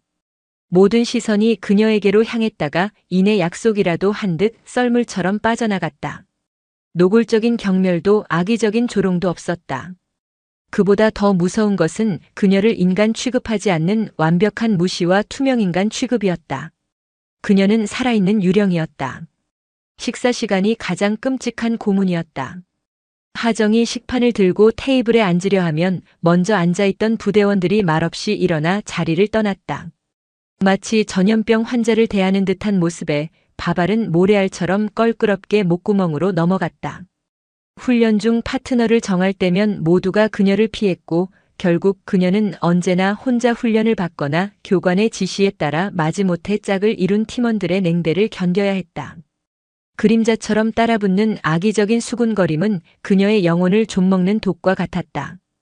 야, 전연 때문에 우리 부대 전체가 욕먹는 거 몰라? 해병대 망신은 혼자 다 시키고 있잖아. 그러게. 중대장 동생 아니었으면 저렇게 쉽게 넘어갔겠어? 백도 보통 백이 아니야. 그나저나 오빠랑 그렇고 그런 사이는 아니겠지? 그러니 전임 중사가 질투해서 그런 짓까지 했겠지. 오빠인 송민준 대위 역시 곤혹스럽기는 마찬가지였다. 사건 이후 그는 지휘관으로서의 리더십에 큰 타격을 입었고 사단 상부의 감시를 받고 있었다. 동생을 보호하고 싶었지만 그의 작은 관심 하나하나가 편애라는 더 큰 오해를 낳을 뿐이었다. 그는 동생을 위해 그리고 중대 전체를 위해 더욱 냉정해져야만 했다. 아침 점호 시간 송 대위는 부대원 전체를 둘러보며 하정의 전투복 매무새가 아주 약간 흐트러진 것을 발견했다. 그는 일부러 모두가 듣도록 얼음처럼 차가운 목소리로 외쳤다. 윤하정 하사. 군기가 빠졌나? 복장 상태 불량. 점호 후 연병장 20바퀴. 하정은 입술을 깨물며 필승. 을 외쳤다. 오빠의 눈빛 속에 감춰진 찢어지는 듯한 안타까움과 미안함을 그녀는 느낄 수 있었다. 자신을 보호하기 위해 일부러 더 차갑게 대하는 오빠의 마음을 알기에 더욱 가슴이 아팠다. 그녀는 망망대해에 홀로 떠있는 완벽한 섬이 되어가고 있었다. 끝없는 고립의 시간 속에서 하정은 스스로를 더욱 잔인하게 채찍질했다. 새벽 5시 모두가 깊은 잠에 빠져 있을 때 일어나 강화도의 차가운 해안선을 따라 홀로 구보를 했다. 밤에는 소등 이후에도 개인 정비실의 희미한 불빛에 의지해 전술학 책을 탐독했다. 도끼와 오기만이 그녀를 지탱하는 유일한 힘이었다. 그리고 그녀의 이런 모습을 처음부터 끝까지 묵묵히 지켜보는 이가 있었다. 수색대대에 살아있는 전설이자 주임원사인 주재성 원사였다. 어느 날 밤 홀로 샌드백을 치며 땀과 눈물을 쏟아내고 있는 하정에게 주 원사가 조용히 다가왔다. 낡은 군용 야전 상의를 걸친 그의 모습은 산처럼 묵직했다. 그렇게 자신을 몰아붙이면 강해지는 게 아니라 부서질 뿐이다. 굵고 낮은 목소리에 하정이 화들짝 놀라 돌아보았다. 주임원사님, 힘든가? 질문이라기보다 모든 것을 꿰뚫어보는 듯한 담담한 말이었다. 하정은 차마 대답하지 못하고 피가 나도록 입술만 깨물었다. 주 원사는 샌드백 옆에 놓인 낡은 타이어에 털썩 주저앉으며 연병장 너머 칠흑 같은 어둠에 잠긴 바다를 보며 말했다. 30년 전 내가 이등병일 때 말이야. 다들 나보고 가난한 어부의 아들놈이 해병대는 무슨 해병대냐고 짠내나 풍기지 말라며 무시했지. 내무반에서는 구타가 일상이었고 훈련 중에는 내 소총에 몰래 모래를 채워넣거나 수통에 바닷물을 채워 넣는 놈들도 있었어. 하정은 놀라 주 원사를 바라보았다. 그는 희미하게 웃으며 말을 이었다. 그때 내가 어떻게 했는지 아나? 울고불고 매달렸을 것 같나? 아니. 나는 밤새도록 총을 닦고 또 닦았어. 강철에서 빛이 날 때까지. 그리고 그 바닷물을 마셔가며 누구보다 오래 달렸지. 토하고 또 토하면서. 세상에서 가장 시끄럽고 더러운 소리가 뭔지 아나, 윤하사? 바로 사람들의 입방아다. 그 시궁창 같은 소문들을 잠재우는 방법은 단 하나뿐이야. 주 원사는 자리에서 일어나 하정의 눈을 똑바로 바라보았다. 그의 눈빛은 수십 년의 세월을 견뎌낸 강철처럼 단단했다. 그들의 더러운 입이 떡 벌어져 다물어지지 않을 정도의 압도적인 실력을 보여주는 것. 그들의 의심이 존경으로 질투가 경외심으로 바뀌게 만들어라. 내 가치는 내 스스로 증명하는 것이다.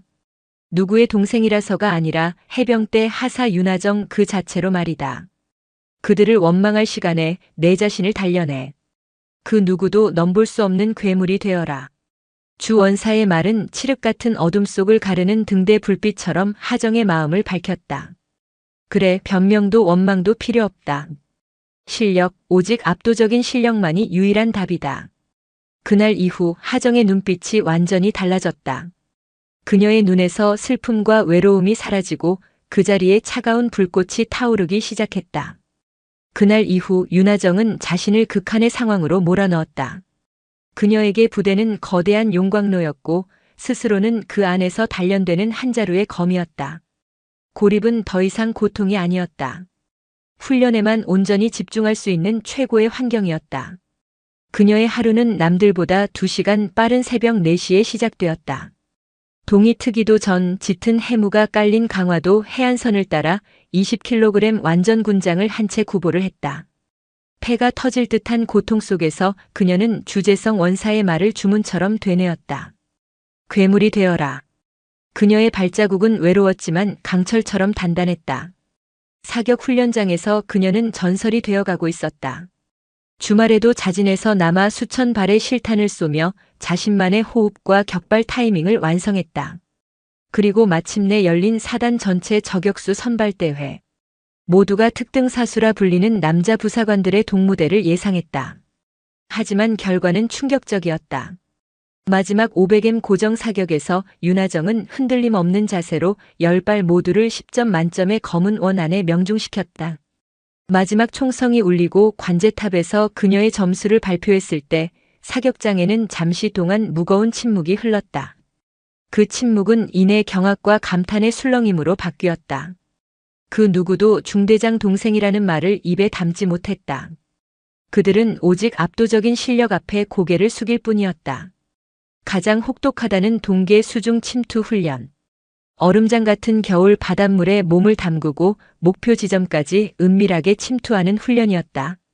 체온이 급격히 떨어지면서 저체온증으로 포기하는 해병들이 속출했다. 하정 역시 온몸의 감각이 마비되고 턱이 사정없이 떨리는 극한의 상황에 몰렸다. 정신이 아득해지던 순간 그녀는 흙구덩이 속에서의 공포를 떠올렸다. 그 죽음의 문턱에 비하면 이깟 추위는 아무것도 아니었다. 그녀는 이를 악물었고 오히려 뒤처지는 동료의 군장을 함께 끌어주며 가장 먼저 목표 지점에 도달했다. 무트로 올라온 그녀의 입술은 파랗게 질려 있었지만 눈은 이글거리는 불꽃처럼 타오르고 있었다. 그 모습을 지켜보던 부대원들의 시선이 조금씩 변하기 시작했다. 처음에는 경계와 무시였고 다음은 경악과 놀라움이었으며 이제는 마지못해 인정할 수밖에 없는 존경심이 깃들기 시작했다. 그녀를 괴롭히던 악의적인 소문들은 더 이상 들리지 않았다. 대신 독사 괴물이라는 새로운 별명이 그녀를 따라다녔다. 그것은 더 이상 경멸이 아닌 경외의 다른 이름이었다. 그녀는 더 이상 외톨이가 아니었다. 훈련이 끝나면 몇몇 부대원들이 다가와 사격술에 대해 묻거나 체력 단련 방법을 공유하려 했다. 하정은 무뚝뚝했지만 그들을 밀어내지 않았다.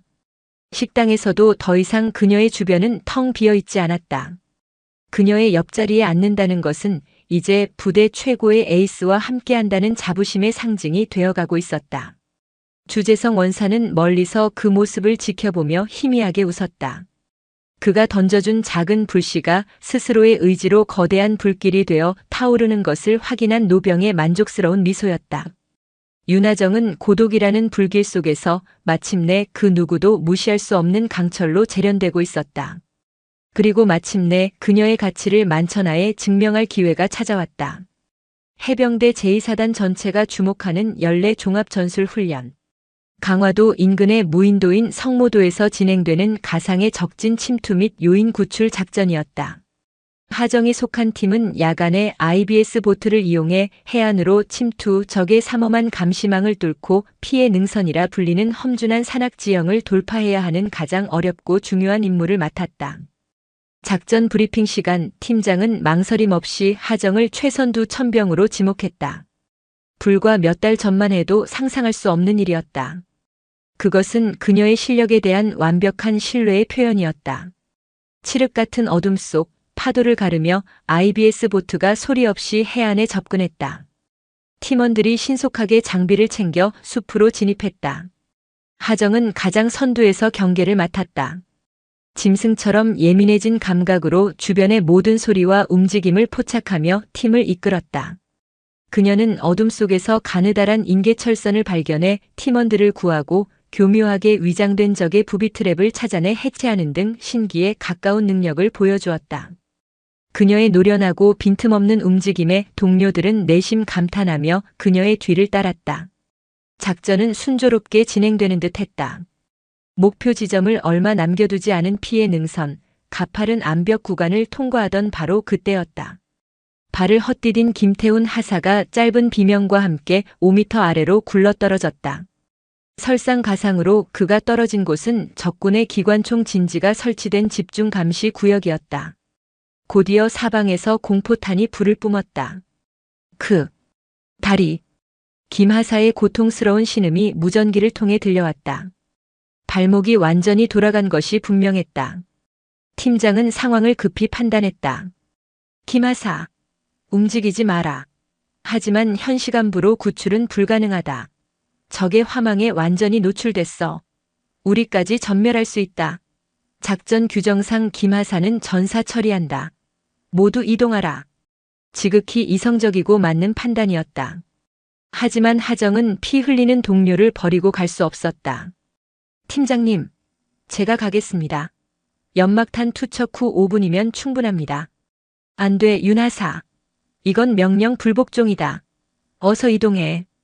하지만 하정은 무전기를 끈 채 몸을 날렸다. 그녀는 연막탄 한 발을 적의 기관총 진지 방향으로 던져 시야를 가린 뒤 한 마리의 흑표범처럼 움직였다.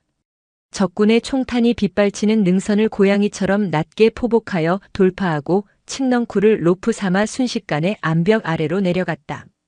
그녀의 신기에 가까운 움직임에 아군도 적군도 심지어 훈련을 통제하던 통제관들마저 순간 할 말을 잃고 멍하니 지켜볼 뿐이었다. 김태훈 하사 곁에 도착한 하정은 신속하게 그의 다리를 부목으로 고정하고 응급처치를 마쳤다.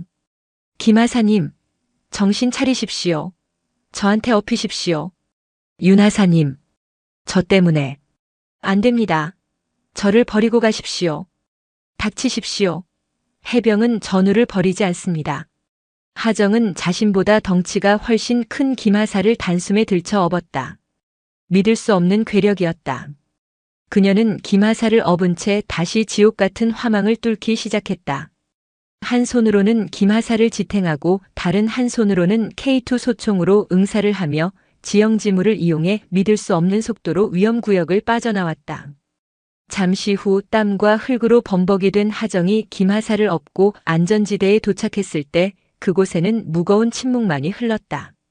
모든 팀원들이 경이로운 눈빛으로 그녀를 바라보고 있었다. 그것은 더 이상 중대장 동생을 보는 눈빛이 아니었다.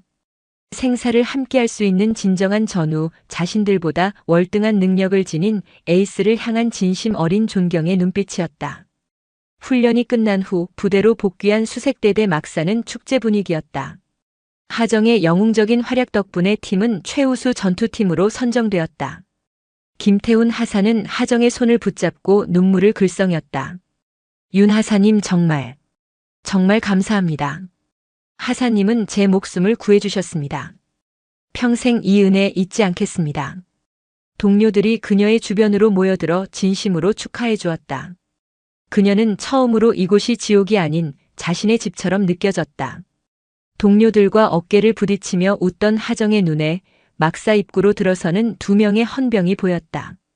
그들의 얼굴은 냉정했고 발걸음은 망설임이 없었다. 그들은 잔치를 벌이던 부대원들을 지나쳐 상황판 앞에서 훈련 결과를 보고받던 한 사람의 앞에서 멈춰섰다. 바로 그녀의 오빠 송민준 대위였다. 헌병대 장교가 차가운 목소리로 말했다. 송민준 대위, 군용 물품 횡령 혐의로 긴급 체포합니다. 대위는 지금부터 모든 직위에서 해제되며 묵비권을 행사할 수 있고 변호사를 선임할 권리가 있습니다. 하정의 세상이 다시 한번 무너져 내리고 있었다. 축제 분위기로 떠들썩하던 수색대대 막사는 순식간에 얼어붙었다. 헌병들이 송민준 대위의 팔을 거칠게 붙잡고 막사를 빠져나가는 모습을 윤하정은 망연자실하게 바라보았다. 동료들의 웅성거림, 놀라움과 의심이 뒤섞인 시선들이 다시 한번 비수처럼 그녀의 온몸에 박혔다. 간신히 자신의 힘으로 쌓아 올렸다고 믿었던 모든 것이 한순간에 모래성처럼 무너져 내리고 있었다.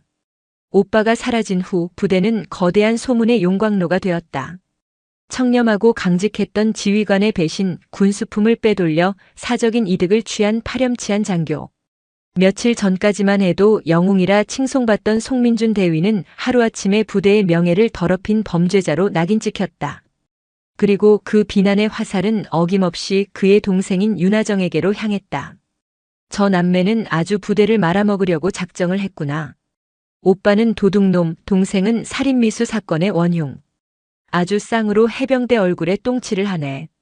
그러게 말이야. 동생 일 덮어주려고 돈이 필요했나 보지. 악의적인 말들이 독버섯처럼 피어났다. 하정은 자신을 향한 비난은 견딜 수 있었다. 하지만 정의롭고 강직했던 오빠가 파렴치한 범죄자로 매도당하는 것은 피가 거꾸로 솟을 만큼 견디기 힘들었다. 그녀는 오빠의 무죄를 확신했다. 이것은 명백한 함정이었다. 강서영 중사의 사건이 너무나도 가벼운 처벌로 끝났을 때부터 느꼈던 찝찝함, 그 배후에 도사리고 있던 거대한 그림자가 마침내 오빠를 집어삼킨 것이다. 하정은 면회를 신청했지만 번번이 거절당했다. 군사기밀 유출 우려가 있다는 석연치 않은 이유였다. 오빠의 중대는 해체되었고 부대원들은 다른 중대로 뿔뿔이 흩어졌다. 그녀에게 목숨을 빚졌다며 눈물 흘리던 김태훈 하사조차 그녀를 외면했다. 그는 미안하다 윤하사. 나도 내 군 생활이 걸려있다는 말을 남기고 돌아섰다. 그녀는 다시 완벽한 외톨이가 되었다. 절망이 늪처럼 그녀를 집어삼키려 할 때 그녀의 눈에 절망 대신 차가운 분노가 강철 같은 결의가 자리 잡았다. 그녀는 더 이상 소문에 흔들리는 연약한 존재가 아니었다. 칠흑 같은 밤바다를 건너고 빗발치는 총탄을 뚫었던 해병대 수색대원이었다. 시스템이 오빠를 버렸다면 자신이 시스템과 싸워 오빠를 구해내면 된다. 악마를 잡기 위해서라면 기꺼이 악마의 소굴로 걸어 들어가리라. 그녀가 가장 먼저 찾아간 사람은 주재성 원사였다. 한밤중 주 원사의 관사문을 두드리는 하정의 얼굴에는 비장함마저 서려 있었다. 모든 자초지종을 들은 주 원사는 깊은 한숨과 함께 진한 담배 연기를 내뿜었다. 송 대위가 횡령이라. 지나가던 개가 웃을 일이군. 원사님, 이것은 함정입니다. 저는 확신합니다. 하지만 제가 할 수 있는 것이 아무것도 없습니다. 알고 있다. 송 대위처럼 고든 놈이 그럴 리 없지. 이 모든 것의 배후에는 아마 그놈이 있을 게다. 주 원사의 눈이 번뜩였다. 황태섭 대령 말인가. 강서영 중사의 재판 기록을 남몰래 열람했던 주 원사는 이미 모든 것을 짐작하고 있었다. 맞다. 뱀처럼 교활하고 여우처럼 영악한 인간이지. 사단 내에 그의 손이 닿지 않은 곳이 없을 정도다. 섣불리 덤볐다간 윤하사 너까지 위험해진다. 그놈은 자기 앞을 막는 건 뭐든지 부숴버릴 놈이야. 아마 송 대위도 그놈의 비리를 건드렸다가 당했을 게다. 두렵지 않습니다. 제가 싸워야만 합니다. 원사님, 저를 도와주십시오. 아니, 정보만이라도 주십시오. 황 대령의 사무실 위치나 구조, 경계 상태라도 알아야 합니다. 하정의 흔들림 없는 눈빛에서 주 원사는 과거 자신의 젊은 시절을 보았다. 불의를 보면 참지 못하고 계급장 던질 각오로 덤벼들던 그 무모하지만 뜨거웠던 시절을. 그는 오랫동안 침묵하다가 마침내 결심한 듯 입을 열었다. 황 대령은 매주 금요일 밤 시내의 모처에서 군납업자들과 비밀스러운 회동을 갖는다. 뇌물을 상납받는 시간이지. 경계가 가장 허술해지는 시간이기도 하다. 그의 사무실은 사단 본관 3층 동쪽 끝 가장 구석진 곳에 있다. 하지만 명심해라 윤하사. 이건 군인으로서 절대 해서는 안 될 일이다. 발각되는 순간 너의 군 생활은 물론 인생 전체가 끝장이다. 각오했습니다. 제 모든 것을 걸겠습니다. 주 원사는 더 이상 그녀를 말리지 않았다. 대신 낡고 누렇게 변한 서류철 하나를 내밀었다. 사단 본관의 오래된 시설 도면이었다. 거기에는 정식 루트로는 절대 알 수 없는 환풍구나 배선 통로까지 세세하게 그려져 있었다. 그것은 단순한 정보 제공이 아니었다. 이 위험한 작전에 침묵으로 동참하겠다는 노병의 뜨거운 약속이었다. 결전의 날인 금요일 밤. 하정은 어둠을 틈타 민간인 복장으로 부대를 빠져나왔다. 얼굴에 위장크림 대신 진흙을 바르고 온몸을 검은색 옷으로 감쌌다. 그녀의 몸놀림은 한 점 소리도 내지 않는 밤고양이 같았다. 수색대에서 배운 모든 침투 기술을 총동원하여 사단 본관의 삼엄한 경계를 뚫어야 했다. 그녀는 먼저 부대 외곽의 가장 어두운 지점으로 접근했다. 주 원사가 알려준 CCTV 감시의 유일한 사각지대였다. 3미터가 넘는 담벼락. 하지만 하정에게는 장애물이 되지 못했다.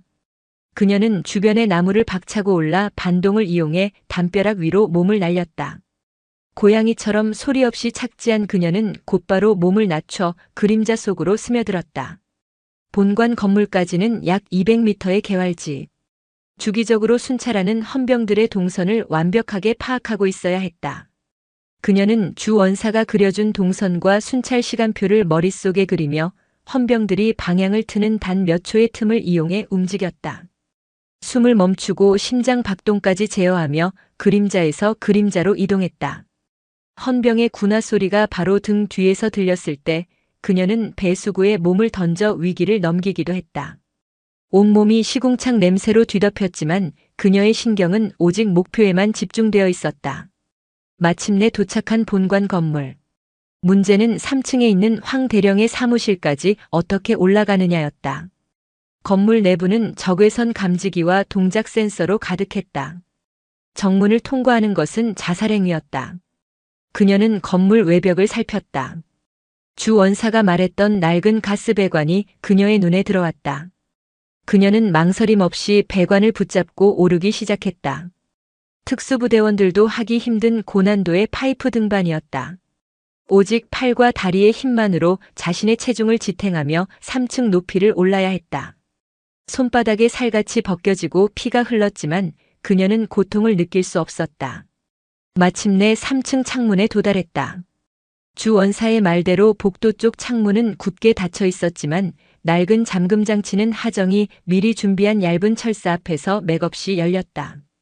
소리 없이 사무실 안으로 잠입한 그녀는 숨을 죽였다. 방 안에는 황태섭 대령의 저급한 취향을 보여주는 값비싼 장식품들과 역한 위스키 냄새가 가득했다. 그녀는 심연의 입구에 들어선 것이다. 시간이 없었다. 그녀는 곧장 그의 컴퓨터로 향했다. 전원을 켜자 암호를 묻는 창이 나타났다. 주 원사가 넌지시 알려준 그의 차량 번호, 결혼기념일, 아들의 생일 등을 조합해봤지만 모두 실패했다. 시계 초침 소리가 천둥처럼 크게 들렸다. 초조해지던 순간 그녀는 책상 위에 놓인 액자 속에서 활짝 웃고 있는 황 대령의 아내 사진을 보았다. 그리고 그 아내의 목에 걸린 명품 목걸이. 하정은 혹시나 하는 마음에 그 명품 브랜드의 이름을 입력했다. 웰컴. 암호가 풀렸다. 황 대령은 자신의 뇌물 중 하나를 암호로 사용하고 있었던 것이다. 하정은 그의 저열함에 실소를 터뜨릴 뻔했다. 그녀는 떨리는 손으로 파일을 뒤지기 시작했다. 수많은 비리 파일들 속에서 마침내 그녀가 찾던 파일을 발견했다. 강서영 중사 사건 처리 보고서 그리고 송민준 대위 처리 계획안. 파일을 여는 순간 그녀는 온몸의 피가 차갑게 식는 것을 느꼈다. 거기에는 강 중사의 형량을 줄여주는 대가로 그의 비리를 눈감아주기로 한 추악한 거래의 내용과 자신의 비리를 눈치챈 송민준 대위를 제거하기 위해 군수품 횡령 혐의를 조작한 모든 과정이 상세하게 기록되어 있었다. 심지어 증거 조작에 가담한 헌병대 간부들의 이름까지 적혀 있었다. 이것만 있으면 오빠의 무죄를 증명하고 황태섭을 지옥으로 보낼 수 있었다.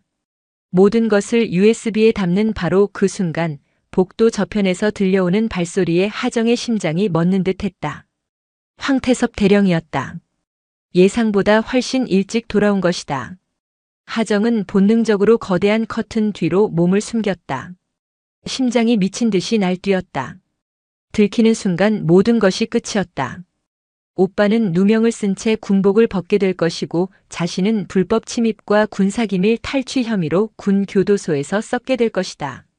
사무실 문이 열리고 황 대령이 누군가와 통화를 하며 들어왔다. 그의 목소리는 술기운으로 약간 상기되어 있었다. 그래, 송민준 그 새파란 놈은 이제 끝났어. 내일 아침이면 모든 혐의를 뒤집어 쓰고 군복을 벗게 될 거야. 걱정 마. 증거는 완벽해. 그놈 편을 들어줄 놈은 이제 아무도 없어. 하정은 커튼 틈으로 황 대령의 모습을 지켜보았다. 그는 의자에 거만하게 앉아 다리를 꼬고 통화를 이어갔다. 그래, 손 장군님께는 내가 따로 보고 올리지. 이번 일만 잘 마무리되면 나도 곧 별을 달게 되겠지. 하하. 손 장군? 황 대령의 뒤에 더 거대한 배후가 있음을 암시하는 말이었다. 군 전체를 주무르는 거대한 악의 실체가 존재하는 것이다. 하정은 등골이 서늘해지는 것을 느꼈다. 자신이 건드린 것이 비리 장교 한 명이 아니라 거대한 범죄 조직일지도 모른다는 생각에 공포가 밀려왔다. 황 대령은 통화를 끊고 책상 위 서류를 몇 장 챙겨들었다. 그리고 자리에서 일어나는가 싶더니 갑자기 창가 쪽으로 걸어오기 시작했다. 하정이 숨어있는 바로 그 커튼 쪽이었다. 그는 창문을 열어 밤 공기를 쐬려는 듯 했다. 하정은 숨을 멈췄다. 황 대령의 그림자가 그녀를 완전히 뒤덮었다.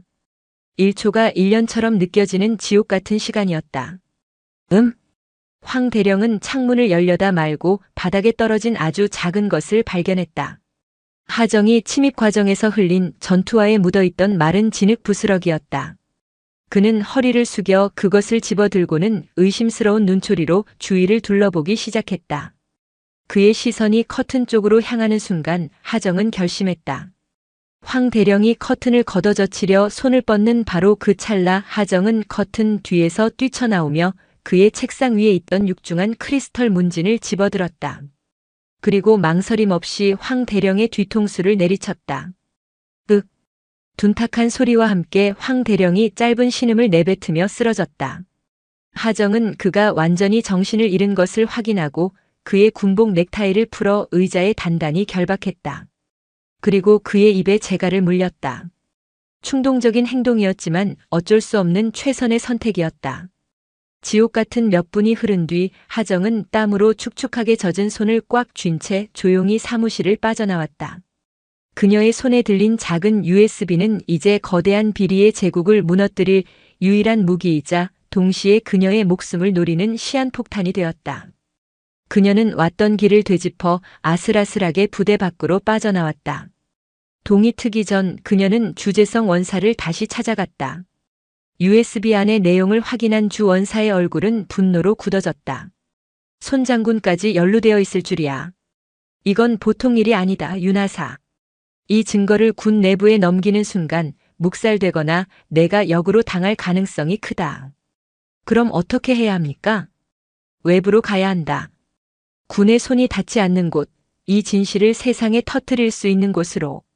주 원사는 낡은 수첩에서 번호 하나를 적어주었다. 군 비리를 전문적으로 파헤치는 것으로 유명한 탐사보도 전문 기자의 연락처였다. 이 사람을 찾아가라. 그리고 무슨 일이 있어도 몸조심해라. 이제 너는 대한민국 군 전체를 적으로 돌린 것일지도 모른다. 하정은 서울행 첫차에 몸을 실었다. 창밖으로 멀어지는 강화도의 풍경을 보며 그녀는 굳게 다짐했다.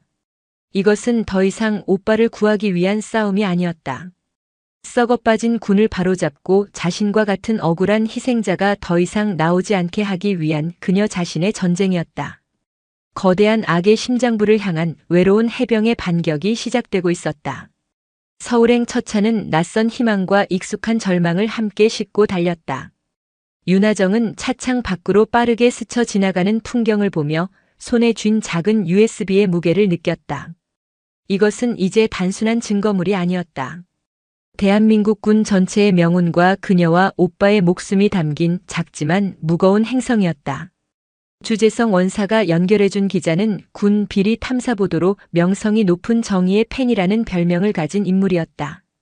서울 중심가의 낡은 신문사 건물, 담배 연기 자욱한 그의 사무실에서 마주 앉았을 때 그는 반신반의하는 표정으로 하정을 맞았다. 군 내부 고발자를 수없이 만나왔지만 갓 20을 넘긴 듯한 어린 여하사가 내민 이야기의 스케일은 너무나 거대하고 비현실적이었기 때문이다. 윤 하사님, 지금 하시는 말씀이 전부 사실이라면 이건 군의 뿌리부터 뒤흔들 엄청난 사건입니다. 하지만 이 USB 안의 내용이 조작되었거나 함정일 가능성도 배제할 수 없습니다. 저 역시 제 몫과 저희 신문사의 운명을 걸어야 하는 일입니다. 하정은 말없이 자신의 군번줄을 풀어 그의 책상 위에 올려놓았다. 제 모든 것입니다. 조작이라면 이 자리에서 군인의 명예를 버리고 어떤 처벌이든 받겠습니다. 그녀의 흔들림 없는 눈빛에서 기자는 진실의 무게를 직감했다. 그는 떨리는 손으로 USB를 노트북에 꽂았다. 그리고 파일이 열리는 순간 그의 얼굴은 경악과 분노로 굳어졌다. 황태섭 대령의 비리장부 송민준 대위를 올가맨 조작 계획서, 그리고 그 모든 것을 지시하고 보고받는 최종 책임자로 명시된 손 장군의 이름까지. 그것은 한 개인의 비리가 아닌 군 상층부를 중심으로 얽히고 설킨 거대한 부패의 네트워크 그 자체였다. 이건 괴물입니다. 군이라는 조직이 통째로 썩어가고 있었군요. 기자의 눈이 붉게 충혈되었다.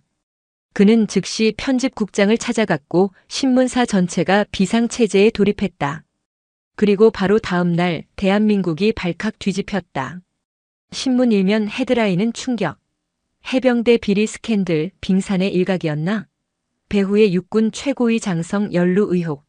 이라는 자극적인 제목으로 도배되었다. 모든 방송사의 저녁 메인 뉴스는 황태섭 대령의 구속만으로는 부족하다며 손 장군의 실체를 밝혀야 한다는 후속 보도를 쏟아냈다. 뉴스를 지켜보던 부대원들은 경악을 금치 못했다. 자신들이 도둑놈이라 욕했던 송민준 대위가 사실은 거대한 비리에 맞서 싸우던 영웅이었음을, 그리고 그 누명을 벗기기 위해 그의 동생 윤하정 하사가 목숨을 건 싸움을 하고 있었음을 깨닫게 된 것이다. 파문은 걷잡을 수 없이 커졌다. 국방부는 처음에는 사실무근이라며 강경하게 부인했지만 기자가 후속 기사로 비리 장부의 일부를 공개하자 꼬리를 내릴 수밖에 없었다. 국방부 장관이 직접 대국민 사과를 했고 대통령은 군 비리 척결을 위한 특별수사본부 구성을 지시했다. 황태섭 대령은 긴급 체포되어 조사를 받던 중 자신의 뒤에 손 장군, 즉 육군 참모차장 손진명 장군이 있음을 실토했다. 마침내 거대한 악의 실체가 드러나는 순간이었다. 하지만 손진명 장군은 만만한 상대가 아니었다. 그는 수십 년간 군 요직을 거치며 자신만의 철옹성을 쌓아온 노회한 권력자였다. 그는 언론을 통해 이번 사건은 군 개혁을 방해하려는 일부 불순 세력의 음해라며 여론을 호도하기 시작했다. 그와 결탁한 일부 언론과 정치인들이 윤하정을 군 기강을 무너뜨린 하극상의 주범, 영웅심에 취해 불법을 저지른 문제 군인으로 몰아가는 흑색 선전을 펼쳤다. 상황이 불리하게 돌아가던 그때 누구도 예상치 못한 곳에서 반격의 불씨가 타올랐다. 하정과 민준 남매의 외로운 싸움에 감화된 군 내부의 양심들이 움직이기 시작한 것이다. 주재성 원사는 자신이 수십 년간 기록해온 군납 비리 자료들을 익명으로 특별수사본부에 제출했다. 손진명 장군 밑에서 고통받던 수많은 부하 장교와 부사관들이 그의 비리를 증언하는 투서를 보내왔다. 심지어 생매장 사건으로 불명예 제대했던 강서영 중사마저 황태섭과 손진명의 추악한 거래 내용을 모두 폭로하는 양심선언을 했다. 여론은 다시 뒤집혔다. 마침내 굳게 닫혔던 헌병대 유치장 문이 열리고 모든 혐의를 벗은 송민준 대위가 걸어나왔다. 그는 더 이상 죄수가 아니었다. 썩어빠진 군의 환부를 도려낼 칼날이 되어 돌아온 것이다. 그를 기다리고 있던 것은 눈물 흘리는 동생 윤하정이었다. 두 남매는 아무 말 없이 서로를 부둥켜 안았다.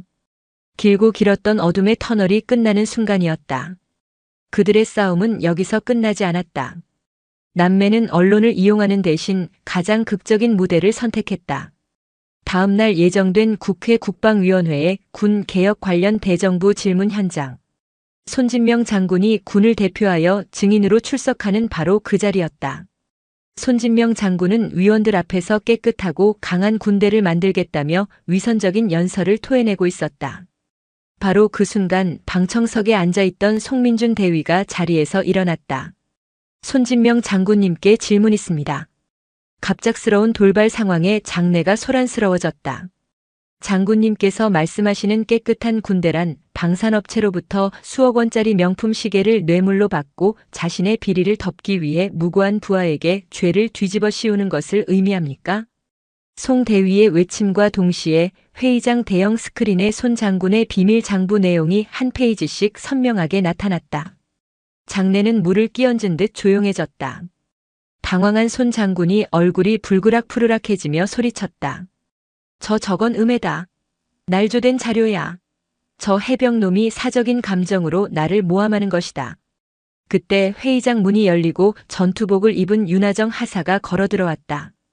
그녀의 손에는 바로 황태섭의 사무실에서 확보했던 손진명의 이름이 적힌 뇌물 리스트 원본이 들려 있었다. 손진명 장군님, 이 장부가 누구의 것인지 이 자리에서 직접 해명해 주시겠습니까? 이 시간 이후 장군님의 모든 거짓말은 군인 전체에 대한 모독으로 기록될 것입니다. 모든 것이 끝나는 순간이었다. 번쩍이는 카메라 플래시 속에서 대한민국 군의 최고 실세였던 손진명 장군은 그 자리에서 긴급 체포되었다. 그의 몰락은 군 전체를 뒤덮고 있던 거대한 부패의 사슬을 끊어내는 신호탄이 되었다. 그로부터 1년 후, 대한민국 군대는 대대적인 개혁의 칼날 위에서 새롭게 태어나고 있었다. 그 중심에는 이제 소령으로 진급하여 국방부 개혁추진단의 핵심 멤버가 된 송민준이 있었다. 그리고 해병대 교육훈련단, 신임 부사관 후보생들의 우렁찬 함성 속에서 중사 계급장을 단 윤하정이 엄격하면서도 따뜻한 눈빛으로 그들을 지휘하고 있었다. 그녀는 이제 더 이상 외로운 이방인이 아니었다. 모두가 존경하는 살아있는 전설이 되어 있었다. 해병은 자신의 한계를 스스로 결정하지 않는다. 불가능의 벽을 넘었을 때 비로소 진정한 해병으로 다시 태어나는 것이다. 악으로, 깡으로, 정신력으로 버텨라.